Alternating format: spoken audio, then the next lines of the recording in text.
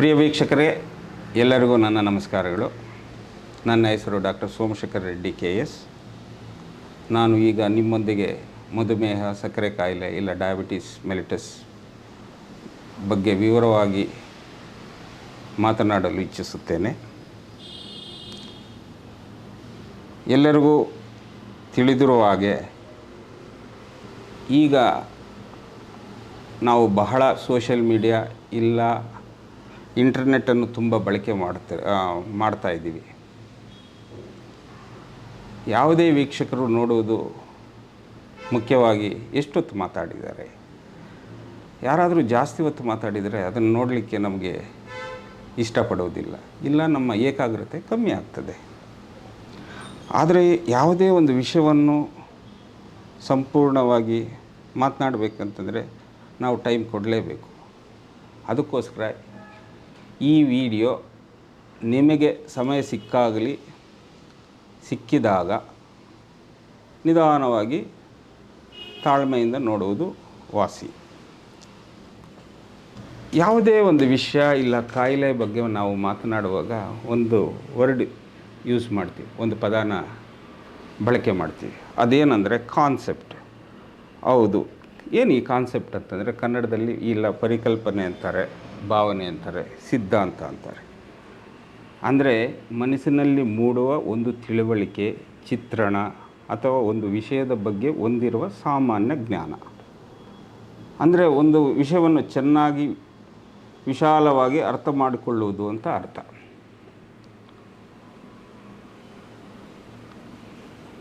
ಇದು ಉದಾಹರಣೆಗೆ ಶಿಕ್ಷಣ ತೆಗೆದುಕೊಳ್ಳೋಣ. ನಾವು ಓದುವುದು ಜ್ಞಾನ ಪಡೆದುಕೊಳ್ಳುವುದಕ್ಕೆ, ಬರೀ ಅತಿ ಹೆಚ್ಚು ಅಂಕಗಳು ಗಳಿಸುವುದಕ್ಕಲ್ಲ. ಅದೇ ಥರನೇ ಈ ಸಕ್ಕರೆ ಕಾಯಿಲೆ ಬಂತು, ಮಾತ್ರೆಗಳು ಇನ್ಸುಲಿನ್ ತಗೊಂಡು ಶುಗರ್ನ ಕಂಟ್ರೋಲ್ ಇಟ್ಕೊಳ್ಳೋದು ಒಂದೇ ಅಲ್ಲ. ಅಂದರೆ ಅದು ನನಗೆ ಸಕ್ಕರೆ ಕಾಯಿಲೆ ಹೇಗೆ ಬರುತ್ತೆ, ಯಾವ ಥರ ಬಂತು, ಏನೇನು ಕಾರಣಗಳಿರ್ಬೋದು, ಅದನ್ನೆಲ್ಲ ಆಳವಾಗಿ ತಿಳ್ಕೊಂಡಾಗ ಮಾತ್ರ ನಾವು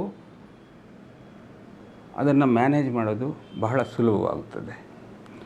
ಆದ್ದರಿಂದ ನಾನು ಹಂತವಾಗಿ ವಿವರಿಸಲು ಬಯಸುತ್ತೆ. ಒಂದು, ಎಕ್ಸೋಕ್ರೈನ್ ಗ್ಲ್ಯಾಂಡ್ಸ್ ಅಂದರೆ ಏನು, ಎಂಡೋಕ್ರೈನ್ ಗ್ಲ್ಯಾಂಡ್ಸ್ ಅಂದರೆ ಏನು. ಎಂಡೋಕ್ರೈನ್ ಗ್ಲ್ಯಾಂಡ್ಸು ಹಾರ್ಮೋನ್ಸ್ ಮುಖಾಂತರ ನಮ್ಮ ದೇಹದಲ್ಲಿ ಯಾವ ಥರ ಕೆಲಸ ಮಾಡ್ತದೆ. ಪ್ಯಾನ್ಕ್ರಿಯಾಸು ಅದರಲ್ಲಿ ಉತ್ಪತ್ತಿ ಆಗುವಂಥ ಹಾರ್ಮೋನ್ಸು ಮತ್ತು ಮೆಟಬಾಲಿಸಮ್, ಎನರ್ಜಿಗೆ, ಸ್ಟ್ರೆಸ್, ಒತ್ತಡ ಅಂತೀವಿ, ಮಾನಸಿಕ ಒತ್ತಡ, ಅದಕ್ಕೇನು ಸಂಬಂಧ.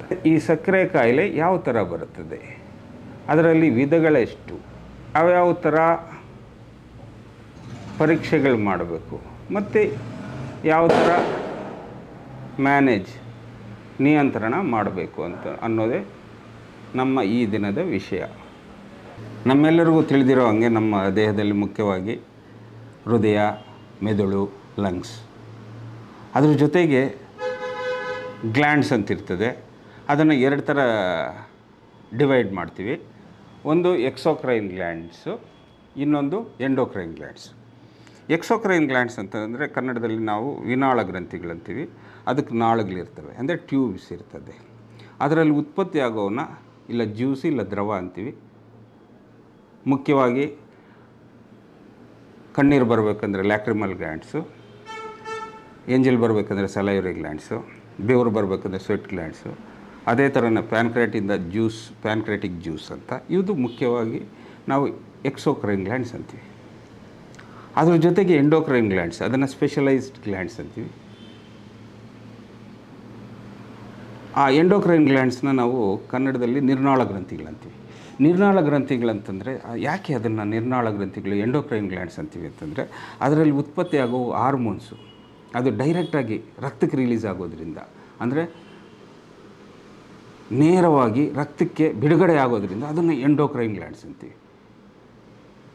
ಈ ಎಂಡೋಕ್ರೈನ್ ಗ್ಲ್ಯಾಂಡ್ಸಲ್ಲಿ ಮುಖ್ಯವಾಗಿ ಒಂದು ಪಿಟ್ಯುಟರಿ, ಅದು ಬ್ರೈನ್ನ ತಳಭಾಗದಲ್ಲಿರ್ತದೆ, ಈ ಸ್ಕಲ್ನ ಒಳಗಡೆ. ಹಂಗೆ ಥೈರಾಯ್ಡ್ ಕತ್ತಲ್ಲಿ ಮುಂಭಾಗದಲ್ಲಿರ್ತದೆ. ಅದ್ರ ಜೊತೆಗೆ ಥೈರಾಯ್ಡ್ ಜೊತೆ ಪ್ಯಾರಾಥೈರಾಯ್ಡ್ ಗ್ಲ್ಯಾಂಡು ಇರ್ತದೆ. ಹೊಟ್ಟೆಗೆ ಹೋದರೆ ಅಲ್ಲಿ ಪ್ಯಾನ್ಕ್ರಿಯಾಸ್ ಅದು ಒಂದೇ ಕೆಲಸ ಮಾಡಲ್ಲ, ಅದು ಎಕ್ಸೋಕ್ರೈನ್ ಗ್ಲ್ಯಾಂಡ್ಸು 98% ಎಕ್ಸೋಕ್ರೈನ್ ಫಂಕ್ಷನ್ ಮಾಡ್ತದೆ. ಅದ್ರ ಜೊತೆಗೆ 2% ಮಾತ್ರ ಎಂಡೋಕ್ರೈನ್ ಫಂಕ್ಷನ್ ಮಾಡೋದು. ಕೆಳಗಡೆ ಬಂದರೆ ಕಿಡ್ನಿ ಮೇಲೆ ಅಡ್ರಿನಲ್ಸ್ ಅಂತ ಇರ್ತದೆ, ಮತ್ತು ಪುರುಷರಲ್ಲಿ ಟೆಸ್ಟಿಸ್ ಅಂತೀವಿ, ಮಹಿಳೆಯರಲ್ಲಿ ಓವರೀಸ್ ಅಂತೀವಿ. ಇವೆಲ್ಲ ಎಂಡೋಕ್ರೈನ್ ಗ್ಲ್ಯಾಂಡ್ಸು. ಇದರಲ್ಲಿ ಸುಮಾರು 50ಕ್ಕಿಂತ ಹೆಚ್ಚು ಹಾರ್ಮೋನ್ಸ್ ಉತ್ಪತ್ತಿ ಆಗ್ತದೆ. 1-10 ಅದಕ್ಕೇನು ಕರ್ತವ್ಯ ಇರ್ತದೆ ಅವು ಮಾಡ್ತಾ ಇರ್ತದೆ. ಒಂದು ನಾವು ಬೆಳವಣಿಗೆ ಇರ್ಬೋದು, ಎನರ್ಜಿ ಇರ್ಬೋದು, ಬ್ಲಡ್ ಪ್ರೆಷರ್ ಇರ್ಬೋದು, ರೀಪ್ರೊಡಕ್ಷನ್ ಮಕ್ಕಳಾಗೋದಕ್ಕೆ, ಕ್ಯಾಲ್ಶಿಯಂ ಇಲ್ಲ ಮೂಳೆಯಲ್ಲಿ ಇಲ್ಲ ರಕ್ತದಲ್ಲಿ ಮೇಂಟೈನ್ ಮಾಡಬೇಕಂತಂದರೆ ಈ ಹಾರ್ಮೋನ್ಸ್ ಭಾಳ ಇಂಪಾರ್ಟೆಂಟ್. ಇದೇ ಥರ ಅನೇಕ ಕರ್ತವ್ಯಗಳಿರ್ತದೆ, ಅವನ್ನೆಲ್ಲ ನಿಭಾಯಿಸ್ಕೊಂಡು ಹೋಗ್ತಾ ಇರ್ತವೆ ಈ ಹಾರ್ಮೋನ್ಸ್. ಆದರೆ ಒಂದು ಕೆಲಸ ಆಗಬೇಕಂದ್ರೆ ಒಂದೇ ಹಾರ್ಮೋನಲ್ಲಿ ಆಗದೇ ಇರ್ಬೋದು, ಅಲ್ಲಿ 10 ಹಾರ್ಮೋನ್ಸ್ ಸೇರಿಕೊಂಡು ಒಂದು ಕೆಲಸ ಮಾಡ್ತಾ ಇರ್ಬೋದು. ಹೌದು, ಒಂದು ಗ್ಲ್ಯಾಂಡು ಒಂದು ಕೆಲಸ ಮಾಡ್ತದೆ ಅಂತಲ್ಲ, ಬೇರೆ ಬೇರೆ ಗ್ಲ್ಯಾಂಡ್ಸಲ್ಲಿ, ಎಂಡೋಕ್ರೈನ್ ಗ್ಲ್ಯಾಂಡ್ಸಲ್ಲಿ ರಿಲೀಸ್ ಆಗಿ ಅದಕ್ಕೆ ಏನು ಕರ್ತವ್ಯ ಇರ್ತದೋ ಅದನ್ನು ನೆರವೇರಿಸ್ತಾ ಇರ್ತದೆ. ಆದರೆ ನಾವು ಸಕ್ಕರೆ ಕಾಯಿಲೆ ಬಗ್ಗೆ ಮಾತಾಡಬೇಕಂತಂದರೆ ಮೆಟಬಾಲಿಸಮ್ ಅಂತೀವಿ, ಅದರಲ್ಲಿ ಎನರ್ಜಿ, ಬಲ, ಶಕ್ತಿ ಅದು ಭಾಳ ಇಂಪಾರ್ಟೆಂಟು. ಅದ್ರ ಬಗ್ಗೆ ನಾವು ಮಾತಾಡಲೇಬೇಕು. ಈ ಪ್ಯಾನ್ಕ್ರಿಯಾಸು ಈಗ ಬರಬೇಕು ಅಂತಂದರೆ ನಾವು ಪ್ಯಾನ್ಕ್ರಿಯಾಸ್ ಬಗ್ಗೆ ಒಂದು ಸ್ವಲ್ಪ ವಿವರಣೆ ಕೊಡೋದು ಇಂಪಾರ್ಟೆಂಟ್. ಯಾಕೆ ಈ ಪ್ಯಾನ್ಕ್ರಿಯಾಸ್ ಇಂಪಾರ್ಟೆಂಟು ಅಂತಂದರೆ, ಈ ಪ್ಯಾನ್ಕ್ರಿಯಾಸ್ ಮೇನ್ಲಿ ಡೈಜೆಷನ್, ಅಂದರೆ ನಾವು ತಿಂದಿರೋ ಊಟನೆಲ್ಲ ಜೀರ್ಣ ಮಾಡಬೇಕು. ಅಂದರೆ ದೊಡ್ಡ ದೊಡ್ಡ ಪದಾರ್ಥಗಳೆಲ್ಲ ಚಿಕ್ಕದಾಗಿ ಮಾಡಬೇಕು. ಅದು ಡೈಜೆಷನ್ ನಮಗೂ ಈ ಬಾಯಿಂದ ಶುರುವಾಗಿ ಹೊಟ್ಟೆ ಮುಖಾಂತರ ಕರುಳಲ್ಲಿ ಈ ಪ್ಯಾನ್ಕ್ರಿಯಾಸ್ ಸಹಾಯದಿಂದ ಎಲ್ಲ ಕ್ಲೀನಾಗಿ ಜೀರ್ಣ ಆಗ್ತದೆ. ಈ ಪ್ಯಾನ್ಕ್ರಿಯಾಸು ಅಂದರೆ 98% ಅದರಲ್ಲಿ ಉತ್ಪತ್ತಿ ಆಗುವಂಥ ಜ್ಯೂಸು, ಅದರಲ್ಲಿ ಸ್ಟ್ರಾಂಗ್ ಎನ್ಸೈಮ್ಸ್ ಇರ್ತದೆ. ನಾವು ತಿಂದಿರೋ ಊಟದಲ್ಲಿ ಒಂದು ಕಾರ್ಬೋಹೈಡ್ರೇಟು, ಇನ್ನೊಂದು ಪ್ರೋಟೀನು, ಇನ್ನೊಂದು ಫ್ಯಾಟು, ಇದು ಭಾಳ ದಪ್ಪ ಇರ್ತದೆ. ಫಸ್ಟ್ ನಾವು ಅಗೀತೀವಿ ಮತ್ತು ಚಿಕ್ಕದಾಗ್ತಾ ಆಗ್ತಾ ಈ ಕೊನೆಗೆ ಕರಳಿಗೆ ಬರ್ತದೆ. ಆವಾಗ ಈ ಪ್ಯಾನ್ಕ್ರಿಯಾಸಿಂದ ಉತ್ಪತ್ತಿ ಆಗುವಂಥ ಜ್ಯೂಸಲ್ಲಿ ಸ್ಟ್ರಾಂಗ್ ಎನ್ಸೈಮ್ಸ್ ಇರ್ತದೆ. ಈ ಕಾರ್ಬೋಹೈಡ್ರೇಟ್ ಅಂದರೆ ನಾವು ಮಾತಾಡೋದೇ ಸ್ಟಾರ್ಚು. ಆ ಸ್ಟಾರ್ಚ್ನ ಏನು ಮಾಡ್ತದೆ, ಗ್ಲೂಕೋಸ್ ಆಗಿ ಮಾರ್ಪಾಡು ಮಾಡ್ತದೆ. ಅದು ಯಾವ ಸಹಾಯದಿಂದ? ಪ್ಯಾನ್ಕ್ರಿಯಾಸಿಂದ ಉತ್ಪತ್ತಿ ಆಗೋ ಜ್ಯೂಸಿಂದ, ಅಮೈಲೇಸ್ ಅಂತೀವಿ. ಹಂಗೆ ಈಗ ಅದೇ ಥರನೇ ಪ್ರೋಟೀನ್ನ ಅಮೈನೋ ಆಸಿಡ್ಸ್ ಆಗಿ ಪರಿವರ್ತನೆ ಮಾಡ್ತದೆ, ಫ್ಯಾಟ್ನ ಫ್ಯಾಟಿ ಆಸಿಡ್ಸ್ ಆಗಿ ಪರಿವರ್ತನೆ ಮಾಡ್ತದೆ. ಅದು ಅಬ್ಸಾರ್ಬ್ ಮಾಡಲಿಕ್ಕೆ ಬಹಳ ಸಹಾಯ ಆಗ್ತದೆ. ಅದು ಸಣ್ಣದಾಗಿ ಆಗಲಿಲ್ಲ ಅಂದರೆ ಅದು ಅಬ್ಸಾರ್ಬ್ ಆಗೋದೇ ಇಲ್ಲ. ಅದು ಮುಖ್ಯವಾಗಿ ಪ್ಯಾನ್ಕ್ರಿಯಾಟಿಕ್ ಜ್ಯೂಸಿಂದ ಆಗ್ತದೆ. ಅದಾದಮೇಲೆ ಬರೋದೇ ನಮಗೆ ನೆಕ್ಸ್ಟು ಈ ಎನರ್ಜಿ ರಿಲೇಟೆಡ್ಡು. ಈಗ ನಾವು ಯಾವುದೇ ಒಂದು ಊಟನ ಮಾಡ್ತೀನಿ, ಊಟ ಮಾಡೋಣ ಅಂತ ಇಟ್ಕೊಳ್ಳೋಣ. ಆದರೆ ನಾನು ಊಟ ಮಾಡೋದು 3 ಸಾರಿ, ಬೆಳಗ್ಗೆ, ಮಧ್ಯಾಹ್ನ, ರಾತ್ರಿ. ನನಗೆ ಕಂಟಿನ್ಯೂಸ್ ಆಗಿ ನಿರಂತರವಾಗಿ ನನಗೆ ಎನರ್ಜಿ ಬೇಕು. ಅದಕ್ಕೆ ನಾನು ಏನು ಮಾಡಬೇಕು, ನಾನು ತಿಂದಿರೋ ಫುಡ್ನ, ಅಂದರೆ ಇಂಡೈರೆಕ್ಟಾಗಿ ಹೇಳ್ಬೇಕು ಅಂತಂದರೆ ಗ್ಲೂಕೋಸ್ನ ಫಸ್ಟು ನಾನು ಶೇಖರಿಸ್ಕೋಬೇಕು, ಸ್ಟೋರ್ ಮಾಡಬೇಕು, ಮತ್ತು ನನಗೆ ಎಷ್ಟು ಬೇಕೋ ಅಷ್ಟನ್ನು ರಿಲೀಸ್ ಮಾಡ್ಕೋಬೇಕು, ಮತ್ತು ಅದನ್ನು ಎನರ್ಜಿಗೋಸ್ಕರ ಉಪಯೋಗಿಸ್ಕೋಬೇಕು. ಅದೆಲ್ಲ ಈ ಪ್ಯಾನ್ಕ್ರಿಯಾಸು ಮತ್ತು ಬೇರೆ ಹಾರ್ಮೋನ್ಸು ಒಂದು ಸುಮಾರು 10 ಹಾರ್ಮೋನ್ಸು ಕರ್ತವ್ಯನ ಮಾಡ್ತಾ ಇರ್ತದೆ. ಅದಕ್ಕಿಂತ ಮುಂಚೆ ಈ ಪ್ಯಾನ್ಕ್ರಿಯಾಸು ಯಾವ ಥರ 98% ಡೈಜೆಷನ್ಗೆ ಇಂಪಾರ್ಟೆಂಟು, 2% ಸೆಲ್ಸು, ಅದರಲ್ಲಿ ಐಲೆಟ್ ಸೆಲ್ಸ್ ಅಂತೀವಿ. ಅದರಲ್ಲಿ ಮುಖ್ಯವಾಗಿ 2 ಟೈಪ್ ಇರ್ತದೆ. ಒಂದು ಬೀಟಾ ಸೆಲ್ಸ್, ಅದರಿಂದ ಇನ್ಸುಲಿನ್ ಉತ್ಪತ್ತಿ ಆಗ್ತದೆ. ಆಲ್ಫಾ ಸೆಲ್ ಅಂತಂದರೆ ಗ್ಲುಕಗಾನ್ ಅಂತ ಉತ್ಪತ್ತಿ ಆಗ್ತದೆ. ಮತ್ತು ಅದ್ರ ಜೊತೆಗೆ ಬೇರೆ ಹಾರ್ಮೋನ್ಸು ಬರ್ತದೆ. ಅಂದರೆ ಅಡ್ರಿನಲ್ಲಿಂದ ಕಾರ್ಟಿಸಾಲ್ ಅಂತೀವಿ, ಸ್ಟೀರಾಯ್ಡ್ ಹಾರ್ಮೋನು. ಅದ್ರ ಜೊತೆಗೆ ಅಡ್ರಿನಲಿನು, ನಾರ್ ಅಡ್ರಿನಲಿನು, ಮತ್ತು ಬೇರೆ ಕಡೆಯಿಂದ ಗ್ರೋತ್ ಹಾರ್ಮೋನು. ಇದೇ ಥರನೇ ಬೇರೆ ಕಡೆಯಿಂದನೂ ಒಂದಷ್ಟು ಹಲವಾರು ಹಾರ್ಮೋನ್ಸು ಸೇರಿಕೊಂಡು, ಇವೆಲ್ಲ ಸೇರಿಕೊಂಡು ನಮ್ಮ ಎನರ್ಜಿನ ಮೇಂಟೈನ್ ಮಾಡ್ತಾ ಇರ್ತದೆ. ಸೊ ಇಲ್ಲಿ ಇನ್ಸುಲಿನ್ದು ಏನು ಪಾತ್ರ ಅಂತಂದರೆ, ನಾನು ತಿಂದಿರೋ ಊಟನ ಶೇಖರಿಸ್ಕೋಬೇಕು. ಹೌದು, ನಾನು ತಿಂದಿದ್ದೀನಿ, ಊಟ ತಿಂದಿರೋದು ಅವೆಲ್ಲ ಜೀರ್ಣ ಆಗಿ ಎಲ್ಲ ರಕ್ತಕ್ಕೆ ಬಂದಿದೆ. ಆವಾಗ ಆ ಸಿಗ್ನಲ್ ಪ್ಯಾನ್ಕ್ರಿಯಾಸ್ಗೆ ಹೋಗ್ತದೆ. ಆ ಪ್ಯಾನ್ಕ್ರಿಯಾಸ್ಗೆ ಹೋದಾಗ ಅದು ಆ ಇನ್ಸುಲಿನ್ನ ರಿಲೀಸ್ ಮಾಡ್ತದೆ, ಬಿಡುಗಡೆ ಮಾಡ್ತದೆ. ಅದು ಏನು ಮಾಡ್ತದೆ, ನಾನು ತಿಂದಿರೋ ಊಟದಲ್ಲಿ ಮೇಯ್ನ್ಲಿ ಗ್ಲೂಕೋಸ್ ಅಂತ ತೆಗೆದುಕೊಂಡೋಗಿ ಎಲ್ಲ ಕಡೆ ಒಂದು ಲಿವರ್ ಇರ್ಬೋದು, ಮಸಲ್ ಇರ್ಬೋದು, ಫ್ಯಾಟಲ್ಲಿ ಶೇಖರಿಸ್ತದೆ. ಮೊದಲು ಏನು ಮಾಡ್ತದೆ ಅಂದರೆ, ನಾನು ತಿಂದಿರೋ ಊಟನ ಗ್ಲೈಕೋಜನ್ ಆಗಿ ಪರಿವರ್ತನೆ ಮಾಡಿ ಲಿವರಲ್ಲಿ ಒಂದಷ್ಟು ಮಸಲಲ್ಲಿ ಅಂದರೆ ಮಾಂಸಖಂಡಗಳಲ್ಲಿ ಶೇಖರಿಸ್ತದೆ.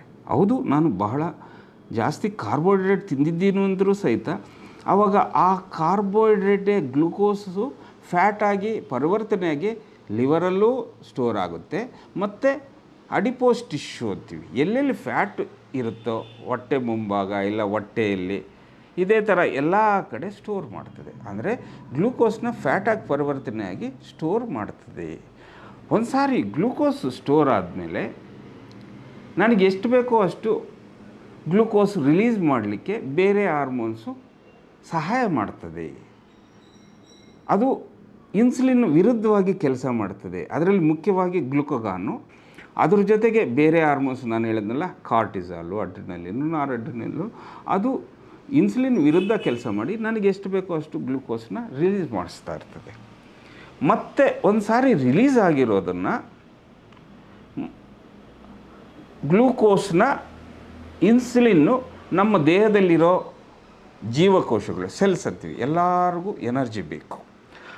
ಆವಾಗ ಗ್ಲೂಕೋಸ್ನ ಒಳಗಡೆ ಕಳಿಸ್ತದೆ. ಆವಾಗ ಗ್ಲೂಕೋಸು ನಾವು ತಗೊಳ್ಳೋವಂಥ ಗಾಳಿಯಲ್ಲಿ ಆಕ್ಸಿಜನ್ ಅಂತಿರ್ತದೆ. ಗ್ಲೂಕೋಸು ಆಕ್ಸಿಜನ್ನು ಸೇರಿದಾಗ ಆವಾಗ ಎನರ್ಜಿನೂ ಉತ್ಪತ್ತಿ ಆಗ್ತದೆ ಮತ್ತು E2 ಜನ್ರೇಟ್ ಆಗ್ತದೆ. ಆ ರಿಯಾಕ್ಷನ್ನ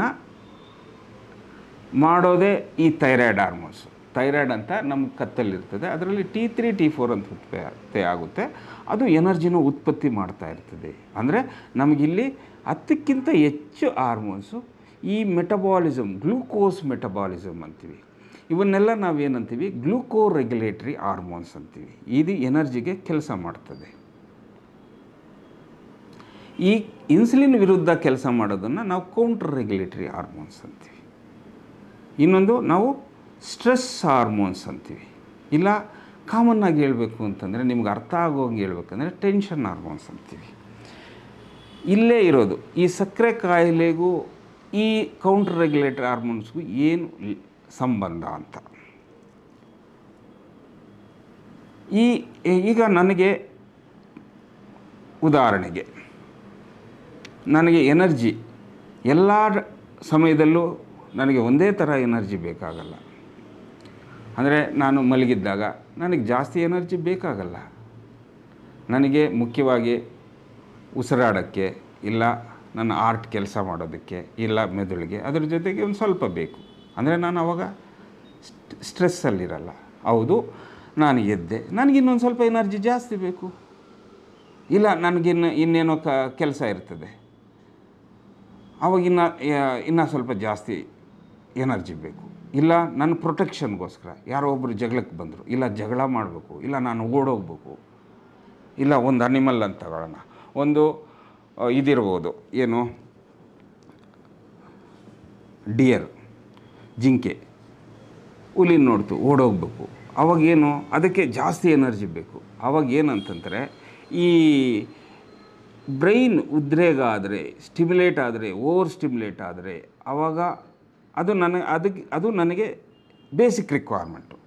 ಯಾವಾಗ ನನಗೆ ಸ್ಟ್ರೆಸ್ ಜಾಸ್ತಿ ಆಗ್ತದೋ ಆವಾಗ ಸ್ಟ್ರೆಸ್ ಹಾರ್ಮೋನ್ಸ್ ಅಂತೀವಿ. ಈ ಬ್ರೈನು ಈ ಹಾರ್ಮೋನ್ಸ್ನ ಜಾಸ್ತಿ ಮಾಡಲಿಕ್ಕೆ, ಉತ್ಪತ್ತಿ ಆಗಲಿಕ್ಕೆ ಸಹಾಯ ಮಾಡ್ತದೆ. ಆವಾಗ ಈ ಹಾರ್ಮೋನ್ಸ್ ಜಾಸ್ತಿ ಉತ್ಪತ್ತಿಯಾಗಿ ಇನ್ಸುಲಿನ್ನ ಕೆಲಸ ಕಮ್ಮಿ ಮಾಡಿ ಅಲ್ಲಿ ಸ್ಟೋರ್ ಆಗಿರೋ ಗ್ಲೂಕೋಸನ್ನ ಜಾಸ್ತಿ ರಿಲೀಸ್ ಮಾಡ್ಕೊಳ್ಳಿಕ್ಕೆ ಎಲ್ಪ್ ಮಾಡ್ತದೆ, ಸಹಾಯ ಮಾಡ್ತವೆ ಇವೆಲ್ಲ.